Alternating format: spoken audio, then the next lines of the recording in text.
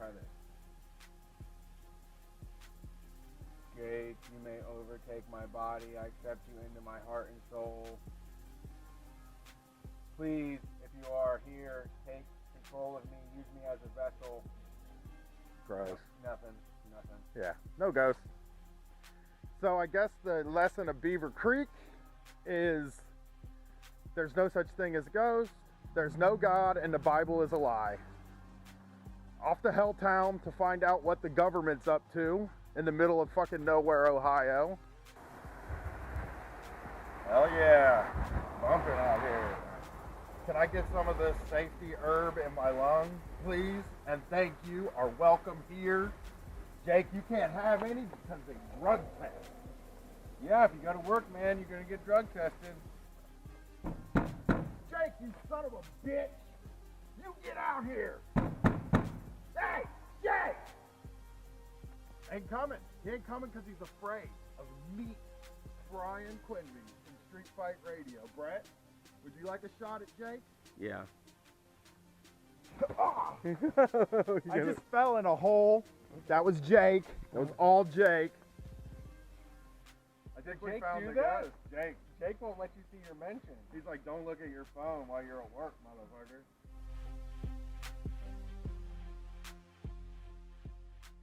You know, you probably hear people constantly talking about this horrible thing called capitalism. I have. Yeah, you've heard that? Yes. You're like, what? How does capitalism affect me? I will tell you, it runs your entire fucking life.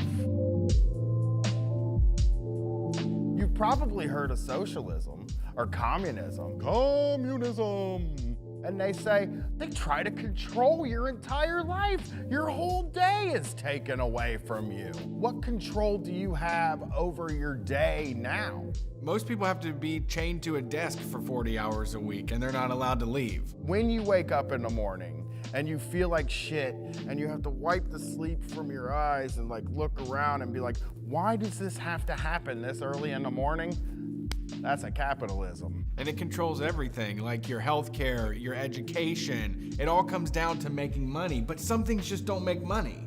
Honestly, ask yourself, how afraid are you of getting an injury and how that could possibly fuck up your life? Yeah, you're being stopped from skateboarding, breakdancing, doing anything fun, because if you get injured, you're fucked forever. You can't go to work. And so then you have all these people that say, well, we can make a kinder capitalism, a more conscious capitalism. It isn't gonna fucking happen. We need anarchy, we need socialism, we need communism, we need anything but more capitalism. But wait, Brett, when you go to the grocery store, you have almost unlimited choice. You can buy 100 different types of cereals.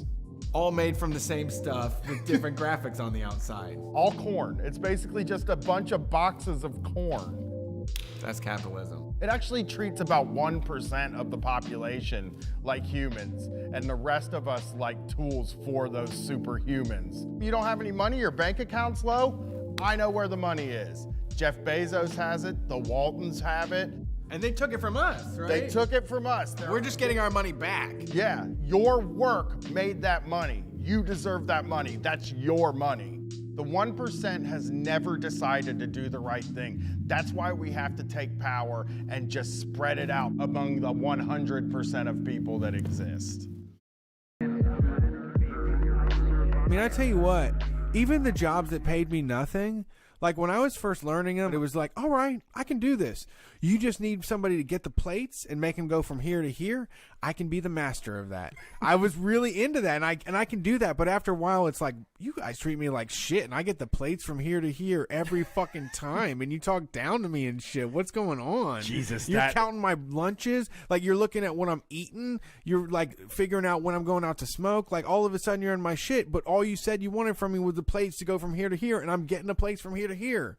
God, that was the most accurate representation of how I feel when I get a job. At first, I'm helpless.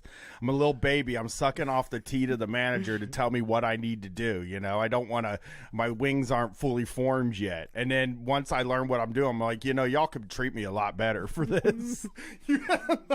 I deserve a lot more for this. Wow, this is some bullshit right here. Now that you kicked me out of the nest and I'm flying through the sky and trying to flap my wings here, I don't think you're giving me enough. I don't like this You at didn't all. set me up right.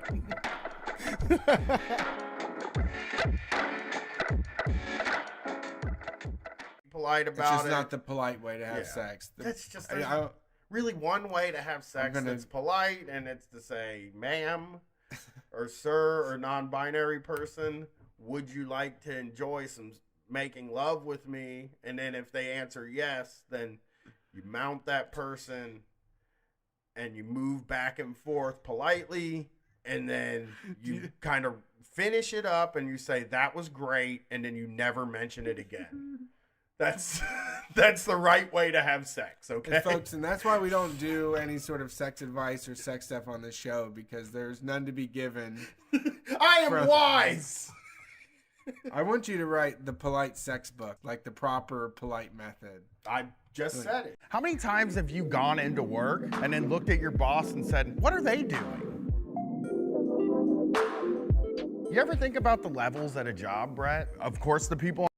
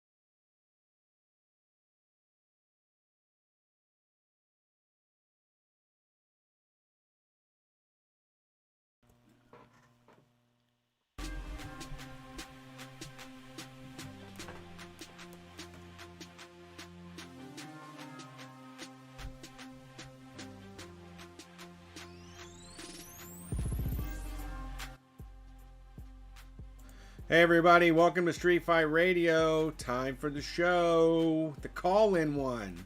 That's right. We want to hear from you. Know what's going on in your world.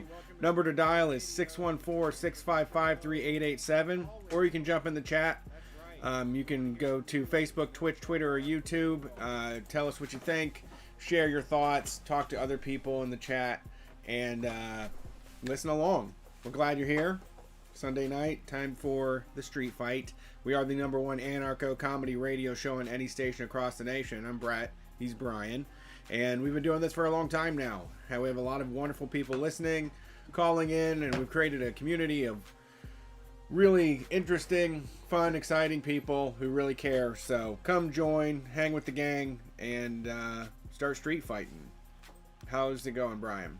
It's okay. I'm taking my temperature real quick. Okay. And then, hold on. Let me do it again, because it said 188 degrees once, and then it said 97.4 the other time. So okay. So I either have a 188 degree temperature or a 97.4 degree temperature. Either one's fine. okay. Really. I don't know. So, if you want more content from Street Fight, go to patreon.com/streetfightradio. That's how this show stays afloat. That's why you don't hear us try to sell you mattresses. We don't try to sell you boxes full of meat or ugly produce. We are supported by the listeners and by people that like our show. So the way to help out Street Fight is just to go to patreon.com/streetfightradio. Sign up for a monthly subscription. 98.9 degrees. Love it. Right there. In this good zone. Yeah, the great zone. That's good. What Could be 98.6. Sometimes you just want to see the 98.6, even though you know that's like kind of... It's wrong now? But, well, it's a plus-minus thing. It's not like the actual It's like changed number. It's changed Yeah. since they created it, too. Yeah. People have gotten hotter. I read about it recently. Yeah. Well, I told you, my wife was like, I got a fever. And I was like, what is it? And she was like 99.5. And I was like, I don't think that's a fever. No. I think things have changed since we were 11. And Right. it was 98.6 degrees. I used to be able to get like a 99, and my parents wouldn't make me go to school. Yeah, That was yeah. tight. That was tight. You had to really I had to convince pull that them. off. It's been a day. I was, I've noticed that the opinion people online are saying it's time to go back to work. So I was thinking about this, right? Would you, well, I know you wouldn't personally, but can you imagine like having the guts to be a guy that gets paid to have opinions and then come out and say, I think everybody has to go risk themselves to go back to work? Like, that seems like something, like it's something if I even had that belief, I would not just say keep it that. quiet? Yeah, I'd just keep that to myself, because it's like, I don't have to do it. Yeah. You know? Come on. If you work for the Federalist and you spend all day sitting in your den, like rubbing your chin, you don't know when we gotta go back to work. You don't fucking have any idea. Your job is fucking sitting around having opinions. Much like mine. Which is like why I wouldn't do that. Right. You know? Right. It's just weird. I wish I would have known about these guys when I was really working for a living, you know? Like, I didn't know. I thought they were all, like, on a higher intelligence tier, you know? Yeah. It's very weird to find out that, like, all the people that you kind of, they would say something, and in your brain, you would be like, I don't know. I don't really feel like that's true, but then you would I would defer to them, you know?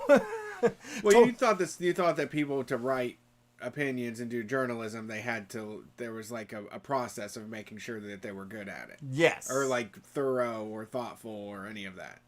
There's just nothing like what's the word? Like there's not like really there's no way to say if people have good opinions. You can't like hire people with good opinions, because nobody's opinions are good. Not a single person has good opinions. Sure. Because they're all filtered through your dumb brain. Yeah. And once they get through there, once they come out of your mouth, probably a bad opinion. Yeah. That's my guess. I mean, I've had a lot of them. Sure. You know? Who hasn't? Oh, Donald Trump, you know, that whole thing. That whole debacle. I said, oh, this is hilarious. I hope he's a Republican nominee. Yeah. Now he's the goddamn president. And he's fucking going on TV saying the reason that the hospitals don't have enough masks is because the nurses are stealing them. Oh, no. Yeah. I didn't hear that. That's a new one. That was today. Okay, well. He's also bragging about his ratings, which to me is like, that I like. That's a funny one to me because you're the fucking president during a fucking crisis. Your ratings are going to be through the roof. It's not, he was like, I got higher ratings than the Bachelorette finale. And it's like, but dude. One is more relevant to us. He's just such a fucking show business brained guy. Yeah. That like, he doesn't yes. People are tuning in to see you because you're the guy. You're in charge of the thing, you know? Sucks that you are, you know, but you are. That fucking Falwell, that college, they came back and 1,200 students came back to school. Oh, really? And a bunch of them just immediately got it. Like, just, it was just like an immediate fucking outbreak. Really? I didn't see that one. Yeah, I saw that earlier today. Immediate fucking outbreak. They came back from, They came out from spring break, I guess? Yeah, because they were supposed to come back from spring break last week. Yeah. Like, that was a day there was one of the, and they were like, we're bringing them back. We don't care. You know what I mean? But I don't think this is such a big deal. And then they came back and like, boom. And it's just like, everybody fucking told you this, you know? Yeah. And it's so weird. Like, the city that it's in, I think in Virginia, was like, please, you know, don't do this. And they were like, but there's nothing we can do to stop them from doing it. And I have a feeling that's what's going to happen to a lot of people with work, too. They're going to fill those big buildings early. And there's not going to be anything anybody can fucking do about it because the company's just going to decide they want them there. Yeah. You know? Yeah. It's weird. Oh, you're talking Liberty University, owned by Jerry Falwell. Yeah, yes. The Falwell University is what I call it. He wouldn't give it his own name, even though I would. I mean, if I started a university, you know, I'd probably I'd call it Bryan University. Sounds like a good idea. I mean, it's yours, you know. It's Jerry Fartwell's. Remember that from People versus Larry Flint? He called him Jerry Fartwell, and everybody was like, and I was just like, oh shit. He did it like in court, right? He's like sitting in court, and he's like, Mr. Fartwell, and I was like, and he said, Falwell, and I was like, oh man, he fucking called him Mr. Fartwell in court? No. Who did this? Larry Flint. You never saw the People versus Larry Flint? No. So I saw that movie and then told my dad I wanted to be a free speech lawyer. And he's like, oh, there's no money in that. And I was like, all right, well, I guess I don't want to be that anymore then. Pack it in. Pack it up. Next job. Next job.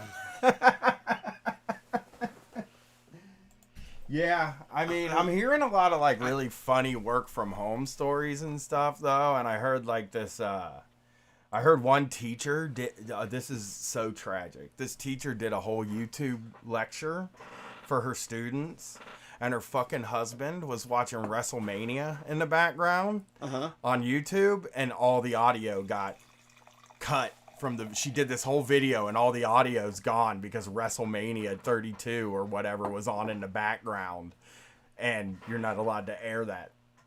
The sound, like the algorithm silenced the whole fucking video because it heard WrestleMania playing in the background.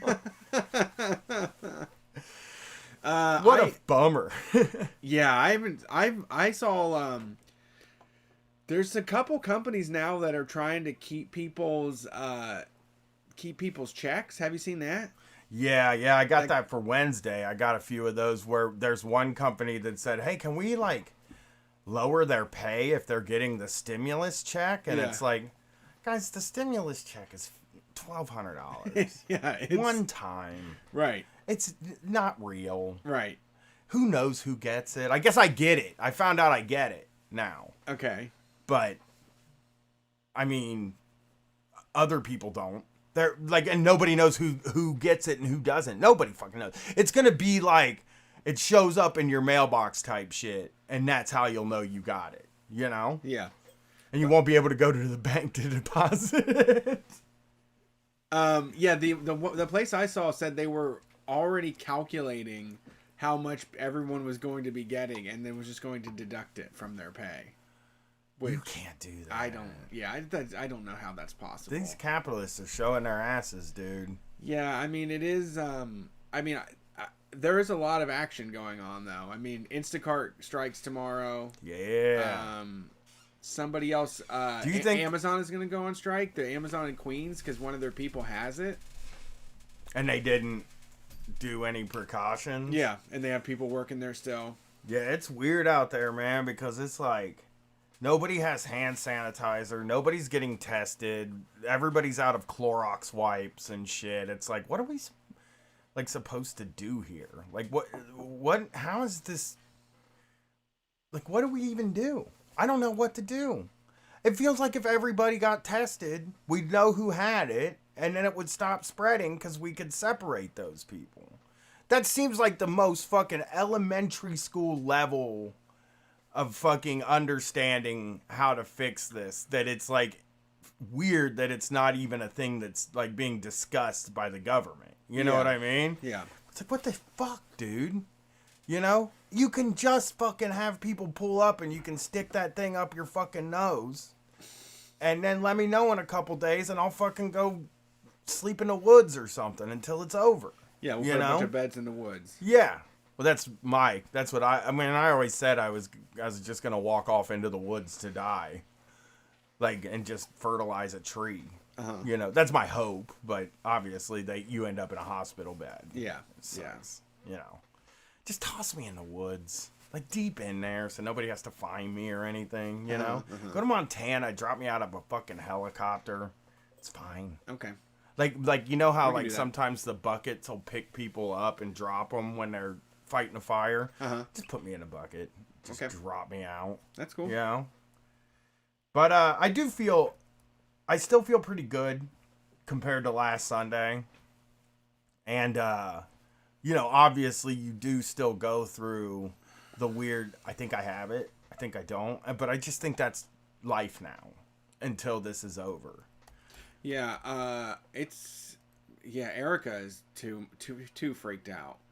Can I give some advice? The moment we're around people, she like thinks she thinks she knows the second she's gonna Oh yeah. have it. Like, oh my god, it just restricted my airways. You know. I can give some advice though to people, maybe a little bit. You know, try to do something normal, like that you would normally do, because I've been fairly depressed because everything feels so different, right? And my calendar every day when I look at it says Florida tour on it. Yeah. And it fucking bums me out that we're not in Florida, and also that in some month this is going to end and we're going to have 12 dates to make up. Yeah. But anyway, like I was bummed that we weren't in Florida, but then, you know, me and Felix got together last week. We've been talking a lot. We're going to do a Shocktober this Thursday. So now I'm in the process of gathering Shocktober audio, and like, I don't know why, but it has done so much for my brain just to even be like doing a thing that I did before this. Yeah. You know what I mean? And because the podcast has to be about the coronavirus, everything has to be about the coronavirus, that like doing Shocktober, this thing that doesn't exist in a political world, that takes a lot of work and time to figure out what you're going to do and talk about. It has felt really good. And if there's something you can do that you used to do that you haven't been doing, you should try it, because it's really lifted me up a lot. I mean, it's shitty radio I'm not listening to good stuff. I just spent all day yesterday listening to various Ted Nugent interviews, but it's normal. It's like everything feels normalized, and like I realized that, like, oh yeah, like there are things that I can still do to replace the things that I can't do. Yeah. We went on a bike ride today, which was great. But we drove past Antrim Park, and man, that shit needs to get shut down. Too many people? So bad. There was hundreds of people there. Were they social distancing though? Who cares?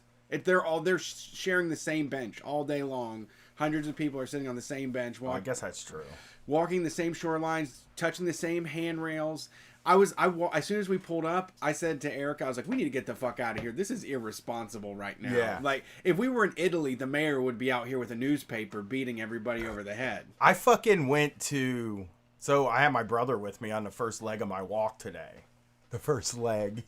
He sent me a thing. He was like, God, this is, I think, the most amount of steps I've ever had in my life. And I did a whole second, leg of the walk. Right. But I had him with me, and I stopped at a store because I wanted to get kombucha. I wanted to see if they had the booch. Uh-huh. And I showed him how I handle it. I use the employees' hand sanitizer, and I go all the way up to my elbow. And then I kick the door open when I walk out of a place. Like, my shit touches nothing when I'm inside of a building. It is fucking... I think that's going to end up becoming my lasting habits now. Where it's like, I only want to go... If I have to open a door, I kick it now. I hate door... I've been looking at door handles lately and being like, why do we have door handles? Like, why do we... It's so crazy that we did door handles.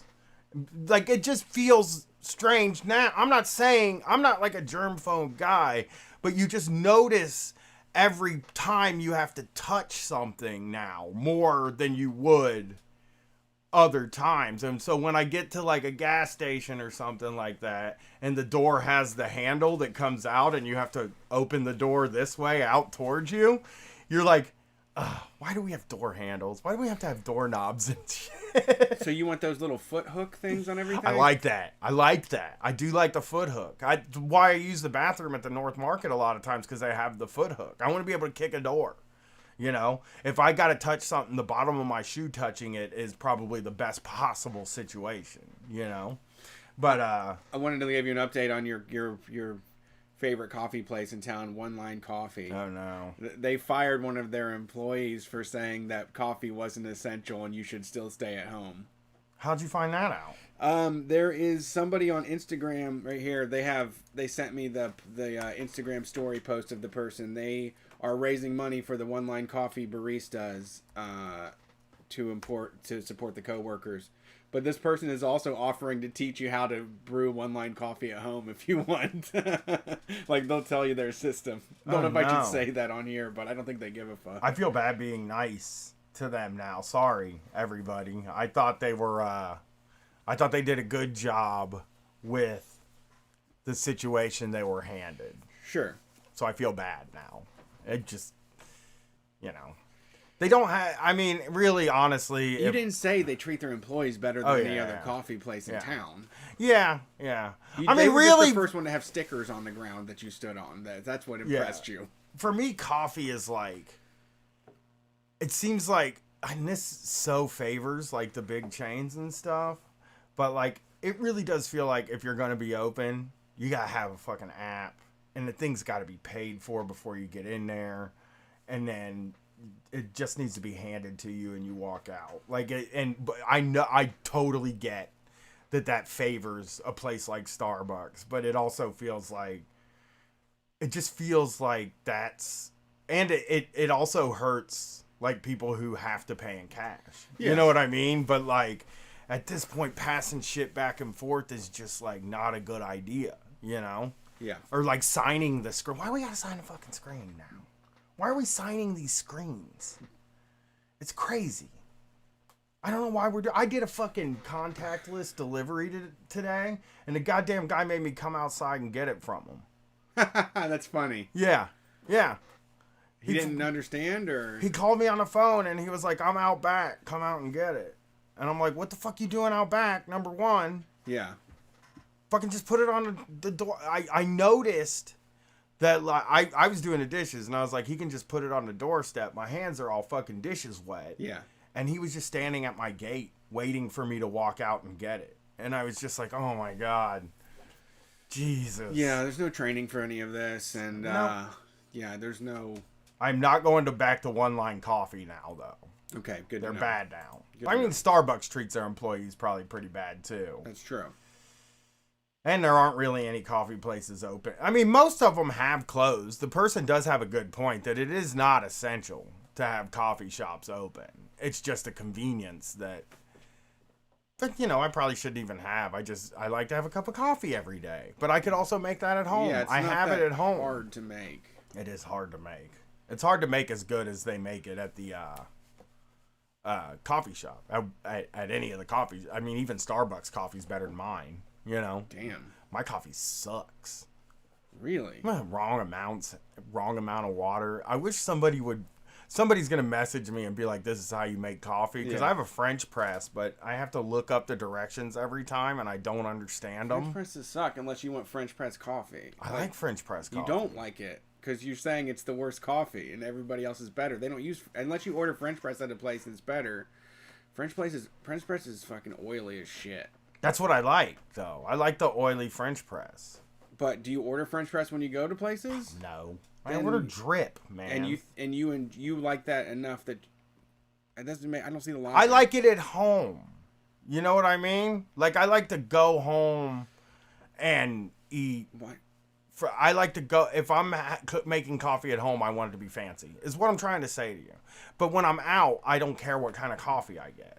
You know what I mean? I'll fucking drink McDonald's coffee, it's a matter, you just want to be buying it from a store. You don't care about the end result of the product. You just want to be doing a transaction. Yeah. Well, it's not the transaction part that I like. It's the coffee. It's the not making the coffee that I like. You know?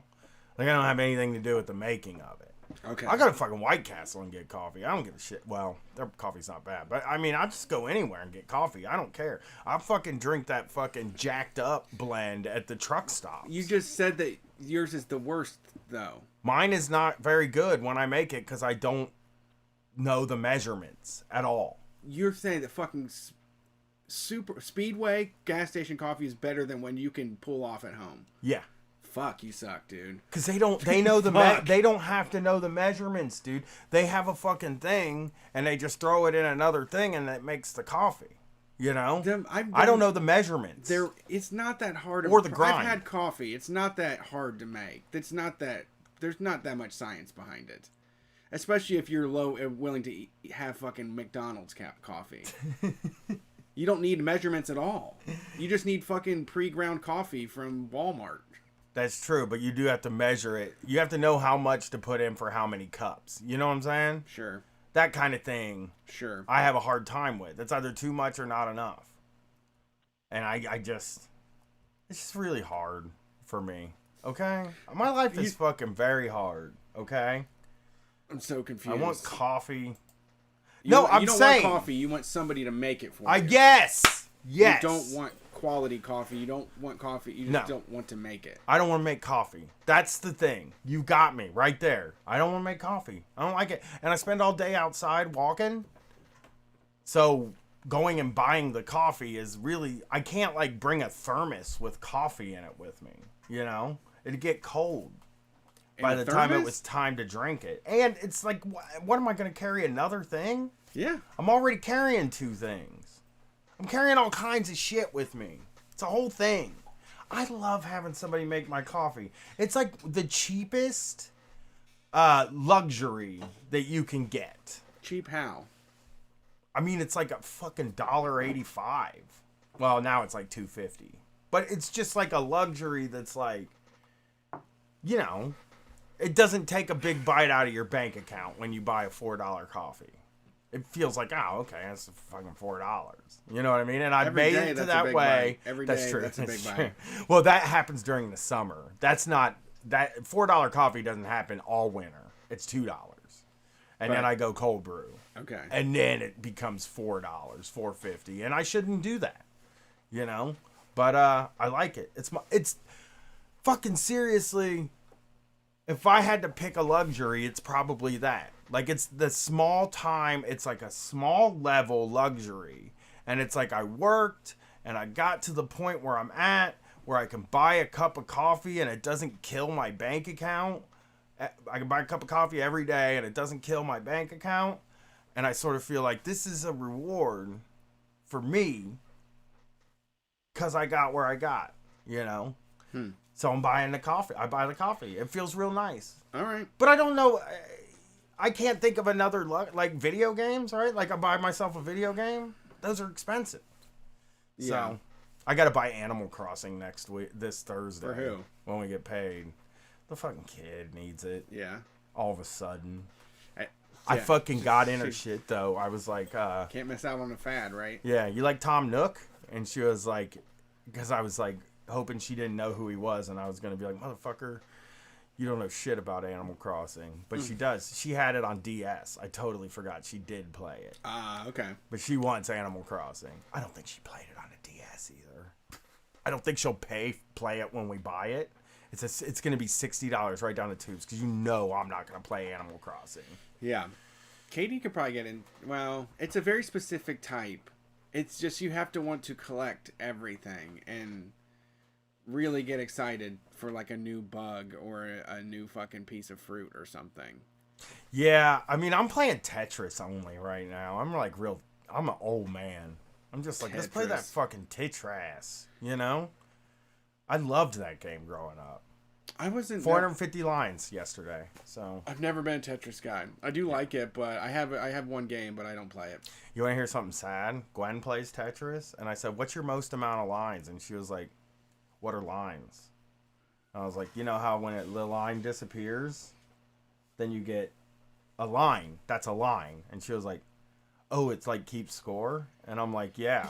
She's like, I don't know. I never paid attention. And I'm like, you goddamn Zoomers. It's great. She just enjoys the ride. Participation trophy ass motherfuckers. She doesn't even have to worry about it. She doesn't. She doesn't care how many she gets. I don't know if she knows the point of the game, you know? Let's get some calls in. I'm feeling ready to take the calls. Okay. Oh, someone's playing Peggle Deluxe, and What's Peggle's that? fucking good. Peggle? Yeah. Let me look that up. I'm going to get in there. I didn't know is there a new one, or? Peggle.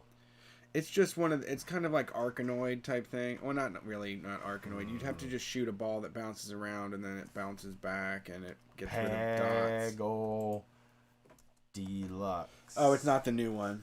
So, yeah, it is the old-ass one from way back. I'm looking it up. It's like 2007 or Oh, something. tight. This game looks cool. Is this a Switch game? No, I don't think so. Maybe is it on Switch? It was only computer for me, but maybe it is. Man, I love games. Listeners, I want to tell y'all out there, I love games. Remember, I do love video games. I thought you said they were a waste of your life. They were for a period of time, but now I love them. Okay, that's good to hear. Yeah, I'm trying to get into the new kind. You know, one of these fucking where you're an insurance actuator, you have a real job or something that all the kids are playing now. Oh, those indie There's games? a fucking game somebody told me I should play because it simulates having a real job.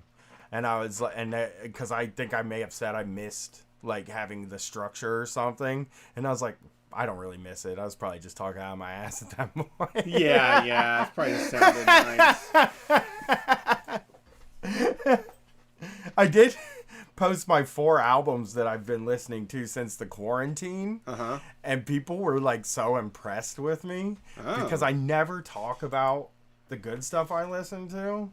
And so it was like Danzig 2, of course, Joy Division. I've been listening so much Joy Division. She's lost control. I like that song, you know? And White Pony and Corn the Nothing. Why would you get credit for any of that? Joy Division. That's People so didn't think I bad. liked Joy Division, dude. People were like, this motherfucker don't like Joy Division. Oh, okay. You know? And they were impressed that I like Joy Division. That is so basic. She's lost goth. control. It's Hot Topic, guys. Is it really? Well, I mean, the shirt has been ripped off for the last 40 years, and that's because every alt person that thinks they're interesting. That's what I was saying. I would totally kill myself. if That's had what I the was guts. telling somebody. Somebody was like, I actually agree with 50% of the albums you have on this list, and this is the first time I've ever agreed with you in anything on music. And I was like, I'm gonna tell you the fucking truth.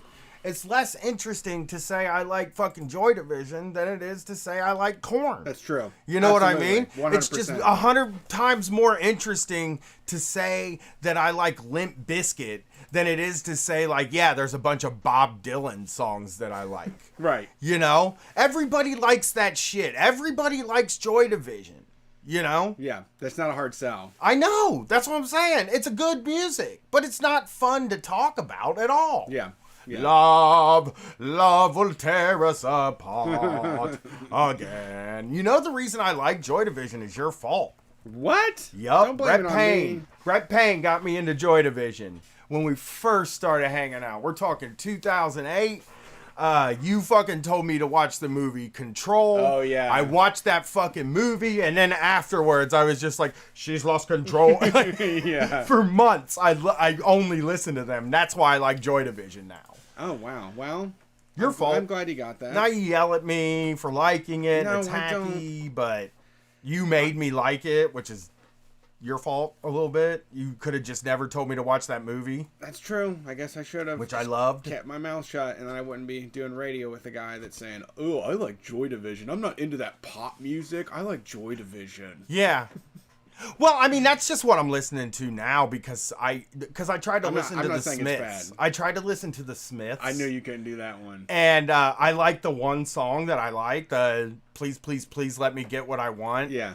But boy, this guy's whining like crazy. It's like, and yeah. I like guys that moan and whine, but like country music guys that moan and whine, you know? They're really good. Like, I don't know. They're really, they are so miserable, some of them. I know. So, well, I mean, that line makes me so happy when, in Please, Please, Please Let Me Get What I Want, there's a line where he says, please, please, please let me get what I want. Lord knows it would be the first time. And I'm like, I feel that every time. Yeah. I always feel that. There's like, please, please, please let me get what I want. Yeah, I never do. Brian- Lord knows it would. Well, and that's him, right? Like Morrissey is singing that when he got what he wanted. You know what I'm saying? Yeah. You want this fucking job. I get the job. But for some reason, I identify with the idea of like, please, please, please. Like, I just like the whining of it, you know? I thought Smiths might be a good matchup though, because Morrissey is like a racist, and Yeah. then you like the freedom that racism like bestows You're upon true. You're musical right. artists. That's all of my fucking favorite country artists are. They have bad politics. Let's Yes. put it that way. If they have good politics, I'm like a little bit like, I don't know if this guy's real. Yeah, you you know, don't this know. guy This seems is- like a city slicker. He's just trying to get along with everybody. He's not a real renegade. Yeah, this guy's never been pulled off stage for open carrying during his concert. You're oh no, I might have just lost the calls. How? I don't know. My computer is What fucked happened? up right now. Majorly fucked up in a way I haven't seen before. Okay. Can I'm I working log on it. in? Yeah, callinstudio.com. You're gonna have to send me the friggin' Oh, wait, info hold over on, here. Come on. Shit. Your other guy, well, your new guy, also Peter Steele. He was in a band before Typo Negative that was real bad. Oh, I know. Oh, trust me. Real bad. I have I don't listen to I'm listening to more Danzig than Typo Negative now. You just like this. You just like the one. What's the song? I like the whole album. Trick or treat. I did. That song fucking goes, dude. That song is so good. But like I just got it like back. Danzig 2. I just think Danzig 2 is like the best That's album the one. ever. Okay. Yeah. All right, you ready to take calls? Let me Let's see if I can fucking do get this. these people on the phone. They need to talk. You know what I'm saying? Hey, thanks for calling Street Fight. Who are we talking to tonight? You're talking to Nick from Brooklyn. Hey Nick, what's up? How you doing? I'm doing all right, man. Hold on just a second. Oh, it's okay because we can barely Alright. hear you, so we got to get volume up as much as possible. All right. Is this any better here? Yeah, it's okay. Yeah, it's good for you. Yeah, you're good. If you're good, the listeners can hear you. It's a fucking short in my headphones.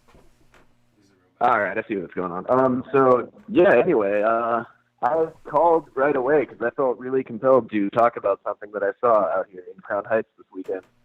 What'd you see? So I was taking a walk with some friends that like live in my building, and we're all in the same biome, so we're not too social distance from each other like that. Yeah. And we were heading back from Prospect Park, which is too far. Which, by the way, was Fucking lost him. What happened? You lost me. No, we didn't. Hello. We're here. We're here. I'm sorry. We didn't lose you. It's all good. We have a short. Okay, go ahead. All right, so you're walking back from Prospect Park. Right. And so my neighborhood, it's got a pretty clear dividing line on this road, Eastern Parkway, where, you know, it's just kind of like a working class black neighborhood, and then the other side is like very, very devout Hasidic Jews, right? Yeah. And they've mostly been organized like completely disregarding all the new social protocol and stuff and like whatever. And there's a lot of weird resentment about it. But anyway, last Friday was the Sabbath, and there's this big temple there where the whole community tends to congregate for that, and they go there to pray and do whatever, you know. Yeah. And anyway, so they were doing that as we were walking back, and we see like 3 cop cars pull up and try to get them to separate, and you know, they're like blasting their sirens and doing whatever. And their reaction is to start like praying, like and chanting like harder and more fervently and louder. So we sat there for like a solid like 20 minutes checking them out. Like more cop cars show up, and then a couple start to pull up, and then a couple ambulances come. And it's like this whole like thing, and like everybody in the neighborhood's coming out to like come like see what's going on. And like it seems like there's about to be like a riot going on. And I don't know, like so eventually what happened was like the cops started threatening them and like blasting shit over their loudspeakers, and they just kept ignoring and kept praying. And it was like I felt like I was just kind of seeing this weird little skirmish, which is why it stuck in my head, where it was like this is like a little battle between like the state and religion, and like who's gonna win right now. That was why it is weird, because you start thinking like we always think that religion is like winning a lot of times because, you know, they get every single kind of advantage and protection. Yeah. But yeah, I do agree that like it is weird watching the state versus religion right now, because you're seeing it a lot. You're getting like just the Falwell thing is one of them, but you are seeing a lot of times. Tom from Trobelli's posted from their newspaper about somebody saying we need to get back to what's right and get with God, and that's the only protection. And if there's no cure for Corona, then we just need God's love right now more than anything, more than we need to stay away from each other. So yeah, it's definitely a challenge.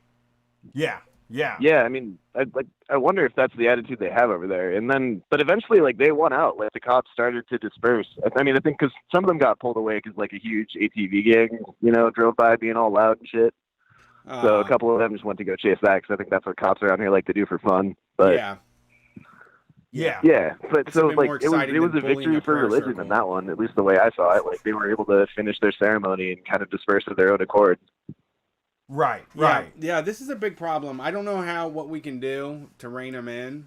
There's really nothing, and they're also convinced in their mind that that they know the truth about the world. And it's like they're conspiracy theorists on 1,000% more ego, you know? Right. And it's bringing up a lot of resentment in my neighborhood too. I'm noticing too, because when I was talking to other people on the street, just kind of gabbing about this, you know, I've been hearing like some kind of like foul shit, you know, like from things like, oh, those goddamn disgusting people, to like, oh, well, the cops couldn't do anything because like, you know, the Jews gave them all their money, so. Yeah, it's like it's breeding a weird resentment, and it's like the air in Brooklyn in general is just fucking strange. Like everyone's trying to act like they don't care, but at the same time, it's all anyone's talking about. So yeah, I've walked through some of those parts before. It's a definitely a diverse area with a lot of different communities coming together, or like, you know, bumping up against each other. I don't. The religion stuff definitely has to be stopped. I don't know, unless that makes them happier. I don't. It makes them feel like they're, you know, on the right path because they're being told not to practice. Who knows? Yeah, I mean, that is also hard to do. That's hard to know, though, isn't it? Like, at what point are we have to like?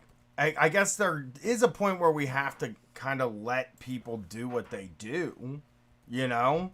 They still are. But if they're a danger, then yeah, like cut the fucking shit, religious people. God is not gonna protect you. That's good. You're gonna get the fucking thing, and then you're gonna die. Ugh.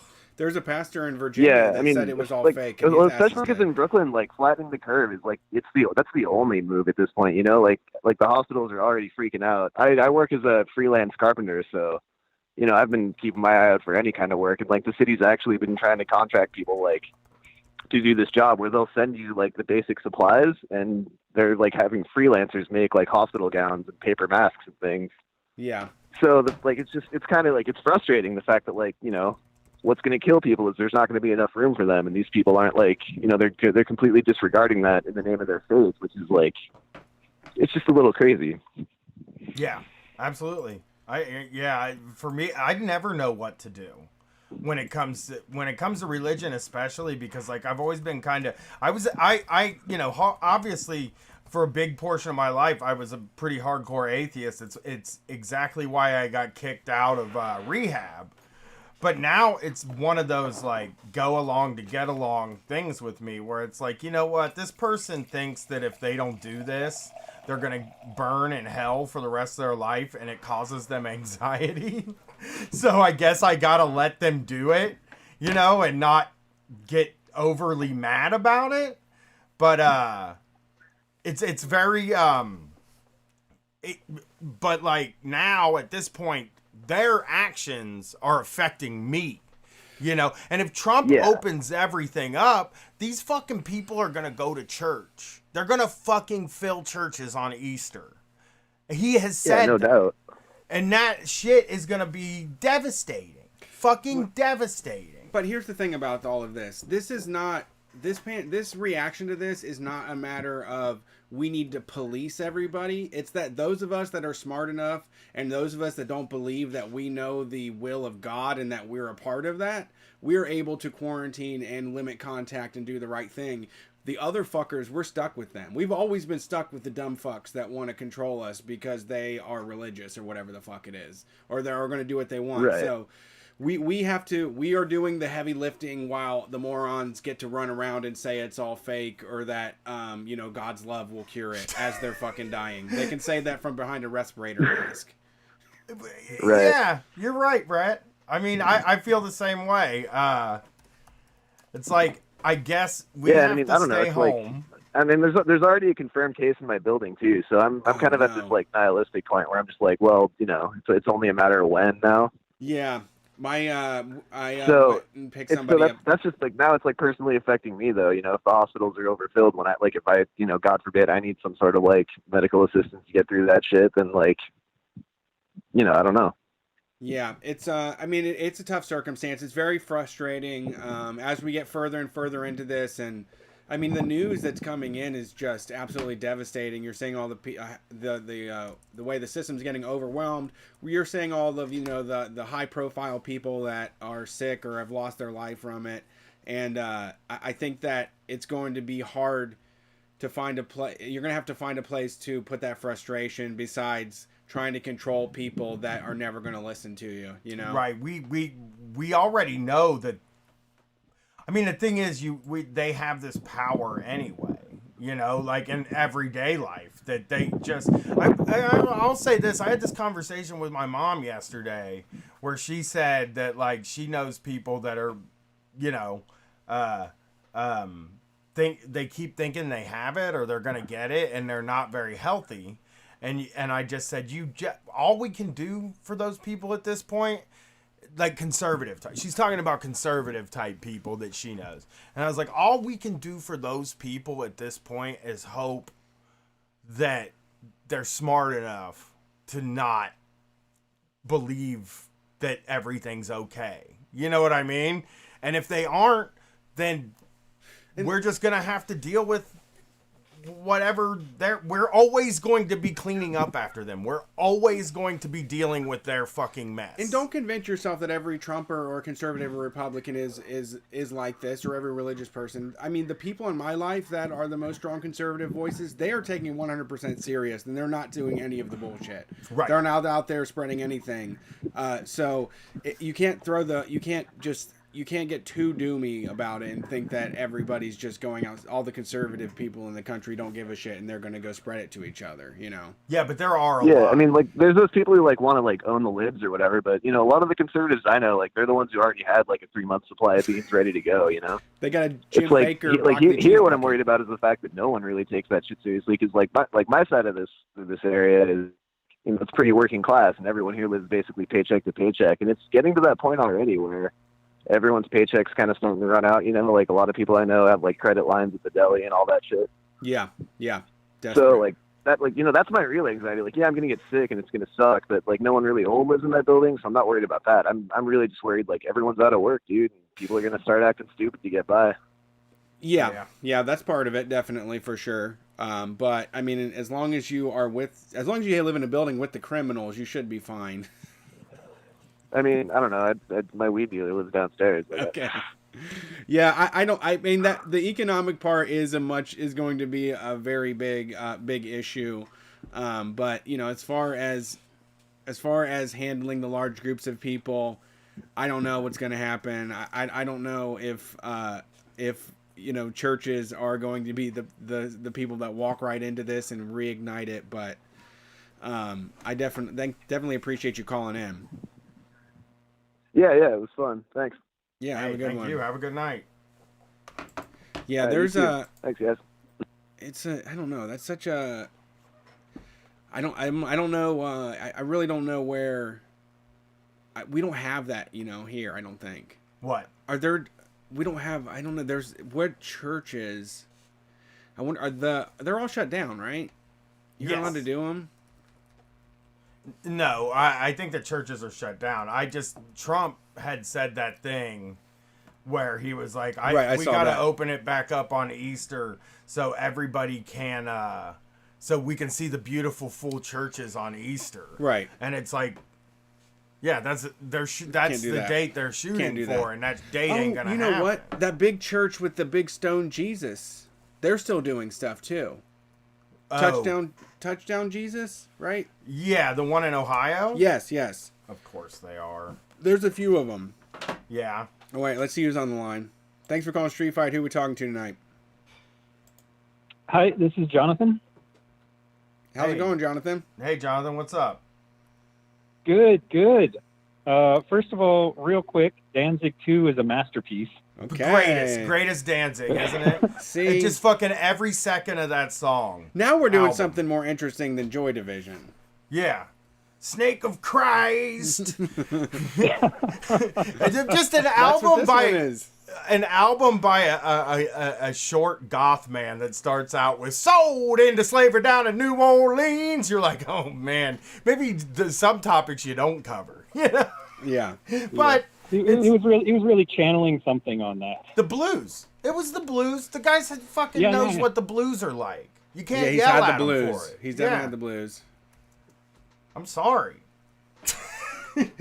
What's going on tonight? Oh, nothing. I'm just sitting here at home in quarantine.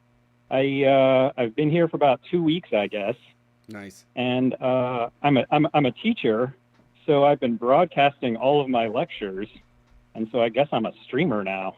Don't put professional In wrestling something. on in the background. Did you ever do you now say please like and subscribe on accident sometimes? No, because we don't do that, and we're supposed A to. student made that joke in the chat, and everybody thought it was great. That's awesome. My daughter, it was so funny when the first time we turned the camera on my daughter, she said please like and subscribe, and I was like, what? Nobody told you that. What grade do you teach? That's what I like. So I have a 7-year-old that's in first grade. She's in a K-1 blended first grade class. So our stuff, I feel, I mean, it's pretty easy stuff.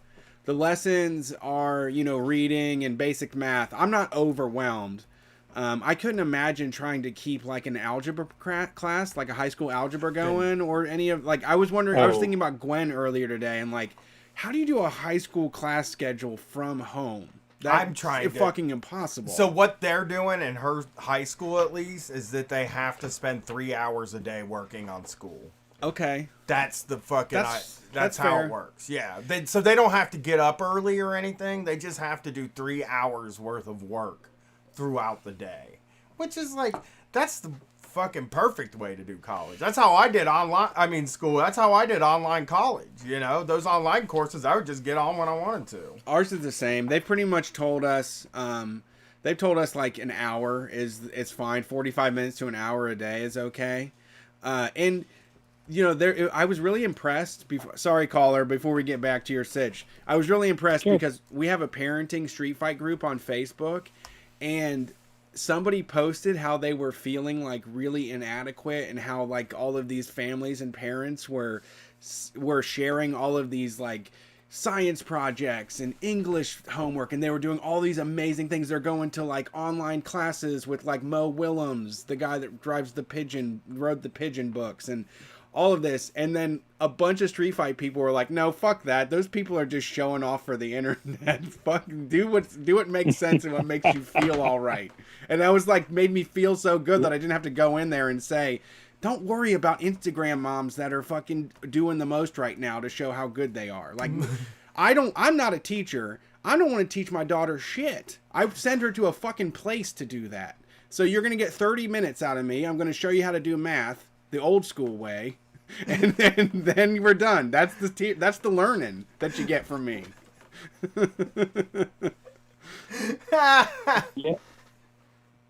Yeah, but I teach at a 4-year university.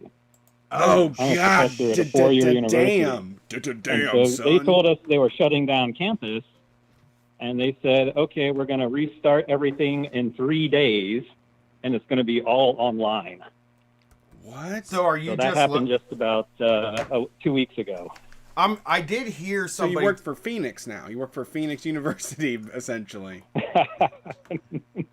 I was listening Or to something. I was listening to something where they were talking about the teachers that are teaching their sort of first online courses, and the students aren't like answering, like none of them participate. It's hard to get students in college to participate when you're in the building, but when you're on a fucking phone, impossible. And like a lot of times the teachers think they're like somebody said that their teachers are often saying stuff like just so I know I'm not speaking into the void, can somebody say something? Yeah. Honestly, I have not had that problem. Really? Just people coming up with questions in the chat a lot. Yeah. I think partly because the situation is that they're stuck at home with nothing else to do. Well, yeah, I think the And chat. so the chat they're actually involved in it a little more because it's something external. You know what I mean? They don't have a party or nothing to go to. They don't have anything like that they could be doing that's Right. better, and they can be high. Well, Yeah. so you, but now, do they have the chance to talk? Like, are you doing like a Zoom, like a big room full of people, or is it just the chat that's jumping? Oh, so I'm doing a Zoom broadcast. Okay, So everybody logs into that, got it. and then it actually helps, of course, when you have that many people in a Zoom meeting, that if everybody just stays on mute. And then I just take questions mostly in the chat. If anybody needs to bring anything up and needs to do it now, they might jump in with voice. But mostly it all stays together, stays on track. That's awesome. That's good to hear. That's great. Yeah. So it's going pretty well for you? Oh yeah. For my part, it's going pretty well because I actually managed a lot of my courses using the online course management system already. So all I had to do was modify the way that I lecture. Yeah, I know where this is going. And So the other it wasn't a teachers- big transition for me. What about But your other teachers? I did want to say, sorry? What about the other teachers that didn't like that newfangled system? So I have actually made myself available as something of a consultant within our department, as somebody who can help them develop their courses along these lines. God damn it, you sweetheart. We need to stop picking up the slack for these people that won't do it themselves. Well, it's okay. Everybody's going through their own thing, you know. So Absolutely. we just have You're to too we just have to sweet. try and manage together. Me and Jeez. Brett too mean. You're too sweet. Made of sugar. But, I did want to say while I was on the phone that, you know, there's a situation going on in a lot of big cities where, like, elementary and middle and high school students are losing access to food and other kinds of vital services. You've been seeing these stories?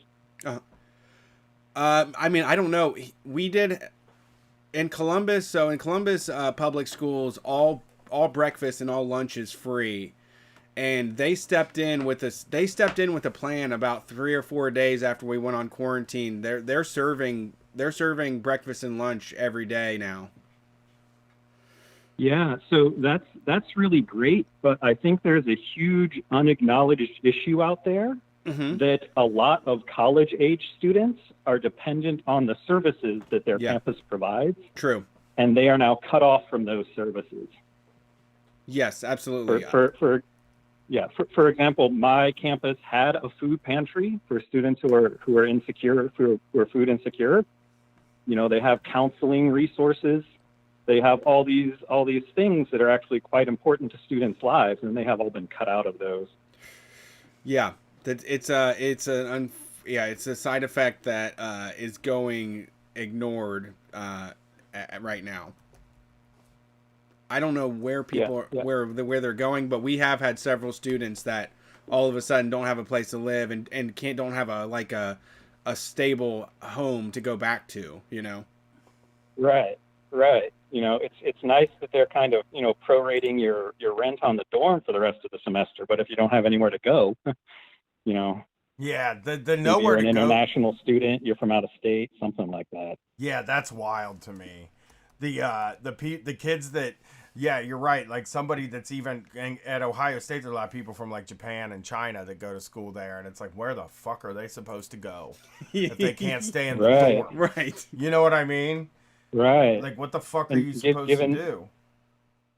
Yeah, and given the kind of increasingly racist environment that they're living in, I mean, it's making life really difficult, and they need resources in the same way that younger students do. Yeah, that's true. I mean, it's hard because we just all we do is we tell students, oh, just get by, just make it happen. It's just pick yourself up by your bootstraps. We don't, and the people in charge don't have to acknowledge what that means for the folks that have to find a way to make things work and the resources that they rely on for that to happen. Yeah, absolutely. Well, thanks for calling in. I appreciate it. Yeah, it was great. Sure thing. Yeah, I'm glad things are going well. Talk to you guys later. Yeah, have a good one. Call back. Good night. Yeah, the racism thing is that like that's one of those things that to me is like, how come every time something bad happens we resort right to racism? It's it's a natural mode. I mean, we're a racist society, you know. That's true. I don't know if it's natural, but we live in a racist world, you know. Yeah, I guess I should just say that. Yeah, I mean that's just the history of how we got here, and lots of people still hold those opinions. It's sad though. It's sad to think like that you would blame like a regular ass just a regular ass person that lives over here, right? That like has nothing to do. You would blame them. Well, it was like, remember during when they did internment camps, I remember reading that during World War II, they made people denounce like the Emperor of Japan and shit. Like they made them publicly say that. And it's like, I live in fucking California. Why do I care about who's running Japan or, you know, China?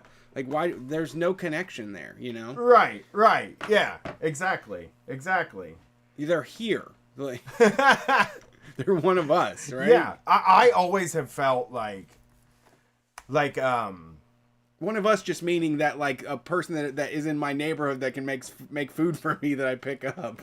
Like part of my community around here, they live in my neck of the woods, you know? Yes, for sure. Like I've never, I don't know, man. It's weird because like 9/11 happened and I did resort to that knee jerk. Oh, really? Kind of, well, not like super racism. Okay. You know what I mean? Like, but I wasn't just... like, let's go fucking bomb a mosque. I wasn't like that guy.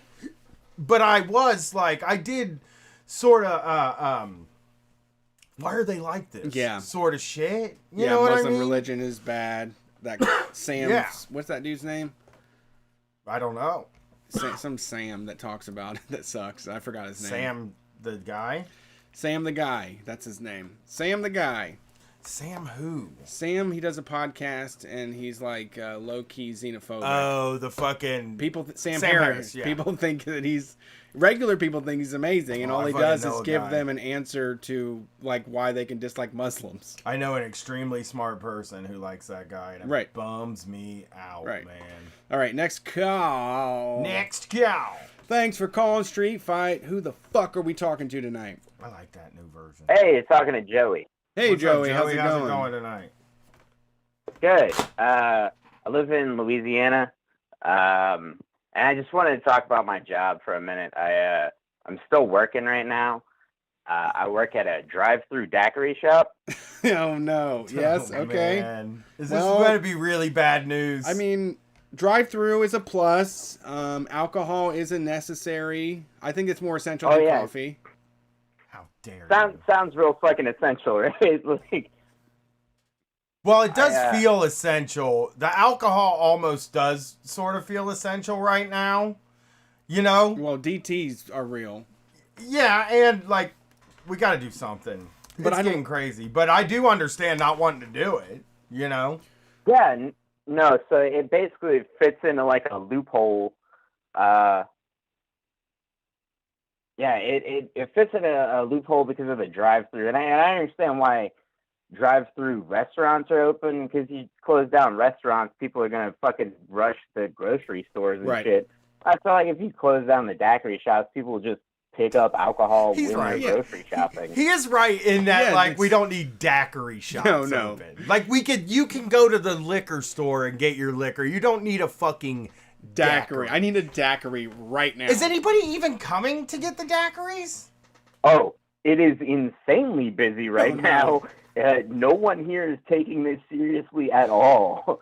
Where's it at It's again? Louisiana. literally normally after Mardi Gras, we normally slow down for Lent because it's like a very Catholic area, and it has not slowed down since Mardi Gras. It's been fucking banging because all the other bars are closed. So what are you slinging? Like, do they come in those weird, like, curvy plastic glasses that change color and shit? Or do you just do it, is it double cup styrofoam? It's just styrofoam. It's just a million different frozen drinks. It's like if you had like a frozen margarita. It's like that, but every different flavor you can imagine with Yeah. different liquors and alcohols.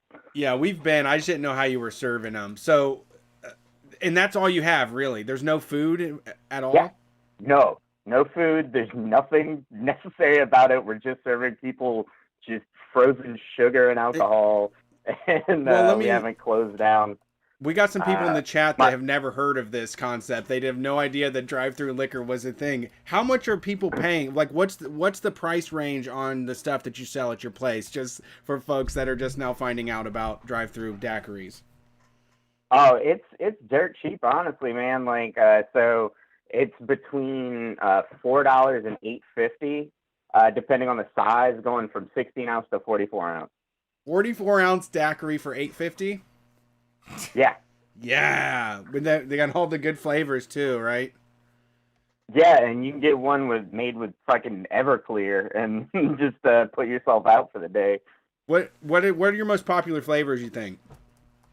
Mango. Shit, man. I say mango, just to guess. Mango's hot. We have some mango. We sell a lot of strawberries. Strawberries real popular, but we make them from scratch in a blender. So we get real creative. There's all kinds of weird flavors. We have one called the liquid marijuana that we sell a lot of. Oh my I would God. buy that one. What is in it? Is Yeah, it was there real like popular. CBD or anything in it? No, there's nothing in it but liquor and like syrup and ice. Oh, okay. Well, I mean, weird. It's the whole Yeah. thing is very, I gotta say, the fact that Bourbon Street is popping off is disconcerting, to say the least. Oh, it is. It's no one here is taking it seriously. Louisiana is third overall in per capita cases and number one in per capita deaths, and like everybody's still partying. Like, Oh, guys, cut the malarkey. Oh, out yeah, I know. there. Are you also, like? my boss just gave us like a bump. He gave us like it's not like hazard pay, like time and a half or double time. He's giving us a $1 bump, and it's just from now going forward. Even though we've been in a state of emergency for weeks, he's like, okay, guys, we're gonna give you $1 per hour more going forward. And then like I got an email today. It's like, we have other shops that are like need people to help, and if you go to the other shops, we'll give you another $1. Wow. And honestly, the incentives are fucked up because Yeah. I know at some point the other shoe's gonna drop and our places are gonna close down. And like in my head, I'm like, maybe I should go try and get as many hours as I can. You know? Yeah, we need to get you one. We need to send you an N95 mask or something if we can get a hold of one, so you can get those daiquiris to those idiots that want to die. Yeah, it's like I feel so bad because, like, you know, if you pay with like a credit card or whatever, you get like a clipboard with your receipt on it so you can sign it and leave a tip. And that clipboard is not getting fucking sanitized. Wiped down. You're getting like 3 days worth of people's germs on that fucking wooden clipboard. Everybody touches it. Do you wearing gloves or anything while you do this? We have gloves available and we have hand sanitizer, soap and water, all that stuff. But like the volume is so fucking crazy because it's been so busy that like I don't think everybody's been keeping up with it as much as they should. I think Sure. it's like really socially irresponsible for us to be open. I mean, 'Cause, like yeah. if we washed our hands or sanitized in between every customer, our fucking hands would be dry and cracking. Like Yeah. we deal with like hundreds of customers every day. Dude, I had to do Food Not Bombs this weekend, and it was just a fucking nightmare trying to get people to understand that we can't all rush this thing. It was so hard to organize a safe and effective way to do this. So I'm working on it, and this week I have a better idea. But I mean, I think in the moment, a lot of people are forgetting about all of that stuff. I still have people trying to shake my hand, so you know. Yeah, no, and so does everybody. I have to like enforce fucking elbow bumps, but Yeah. we're in such a confined space that like I cannot be, 10 feet away from my coworkers my whole shift. You know, like as soon as one person at the shop gets it, everybody at the shop's gonna have it, and they're all gonna fucking give it to the customers. So like, if we're not having symptoms but we have it, it's fucked. Yeah. God damn. Yeah, that is an absolute. There's nothing you can really do. Like, you have to go to work. If they're open, there's nothing else you can really do, right? Like, No, and they'll just get it's somebody fucked else up to 'cause- do it. Yeah, and if they would like close and lay everybody off, I would get like a raise, with like the new unemployment bill that passed or whatever, with like the $600 extra. That would be more than I'm making a week anyway. So like, Yes. I've been trying to lobby the owner of the place to shut it down voluntarily, and he is not into that shit. Jeez, I feel for you. I hope hopefully he sees the light, I guess. But bosses are Yeah. idiots, so No, Not he the wants to make most. fucking money. Yeah. yeah. Well, thanks for As long as calling he's in. allowed to. I appreciate it. Yeah. Do you have anything you want to plug? Any Twitters or podcasts or anything like that? Oh, I mean, you can follow me on Twitter at agitpropcomic. Okay. And I'm starting, I do stand-up comedy, and I'm starting an Etsy. Since I can't do any stand-up, I'm selling like the buttons that I make for merch, which is Etsy/agitpropcomic. So Okay. that's dope. Nice. Gonna help me out. Nice. Oh, I just found your Twitter. You said the Mango Rita is the best Bud Light Rita, and I absolutely agree. Yeah, right now I'm literally actually drinking the Natty Light seltzers. Uh-huh. So I finished the Aloha Beaches. That one Okay. was pretty good. That's a mango and peach. And then now I'm drinking the Catalina Lime Mixer, Oh. which is cherry and lime. Wow. Man, what a fucking connoisseur of daiquiris you are. Really important. Really important source in my life. We like our flavored liquors here in Louisiana. Got to make it taste good. Oh, yeah. All right. Well, thanks for your time. We appreciate it. For sure, man. Thanks. They sounded like kind of like old eminent prof Yeah. from the same area. Yeah, probably. But the Louisiana accent is obviously people do a jokingly like French thing, and it's so funny now to hear the similarities amongst regulars there. You know, Yeah, for sure. real people I know versus just calling everything Lafayette. All right, you ready for the next call? Yep. See who's on the line. Thanks for calling Street Fight. Who are we talking to tonight? Yo, what's up, guys? It's Bobby in Seattle. Howdy. What's up, Bobby? How are you? I'm doing good. Not bartending because it's Seattle and like everything is shut down, like the museum. So I am, I guess, working on my other hobbies right now. Weed? No, I'm kidding. What are you up to?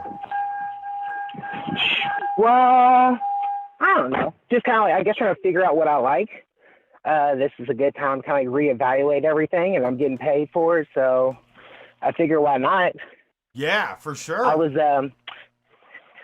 this is why I called, right? So a couple of weeks ago, I think it was a couple weeks ago, Brian was talking about doing something about churches, he's talking about doing something about churches, like some kind of podcast or Patreon thing. Yeah, Holy Boys.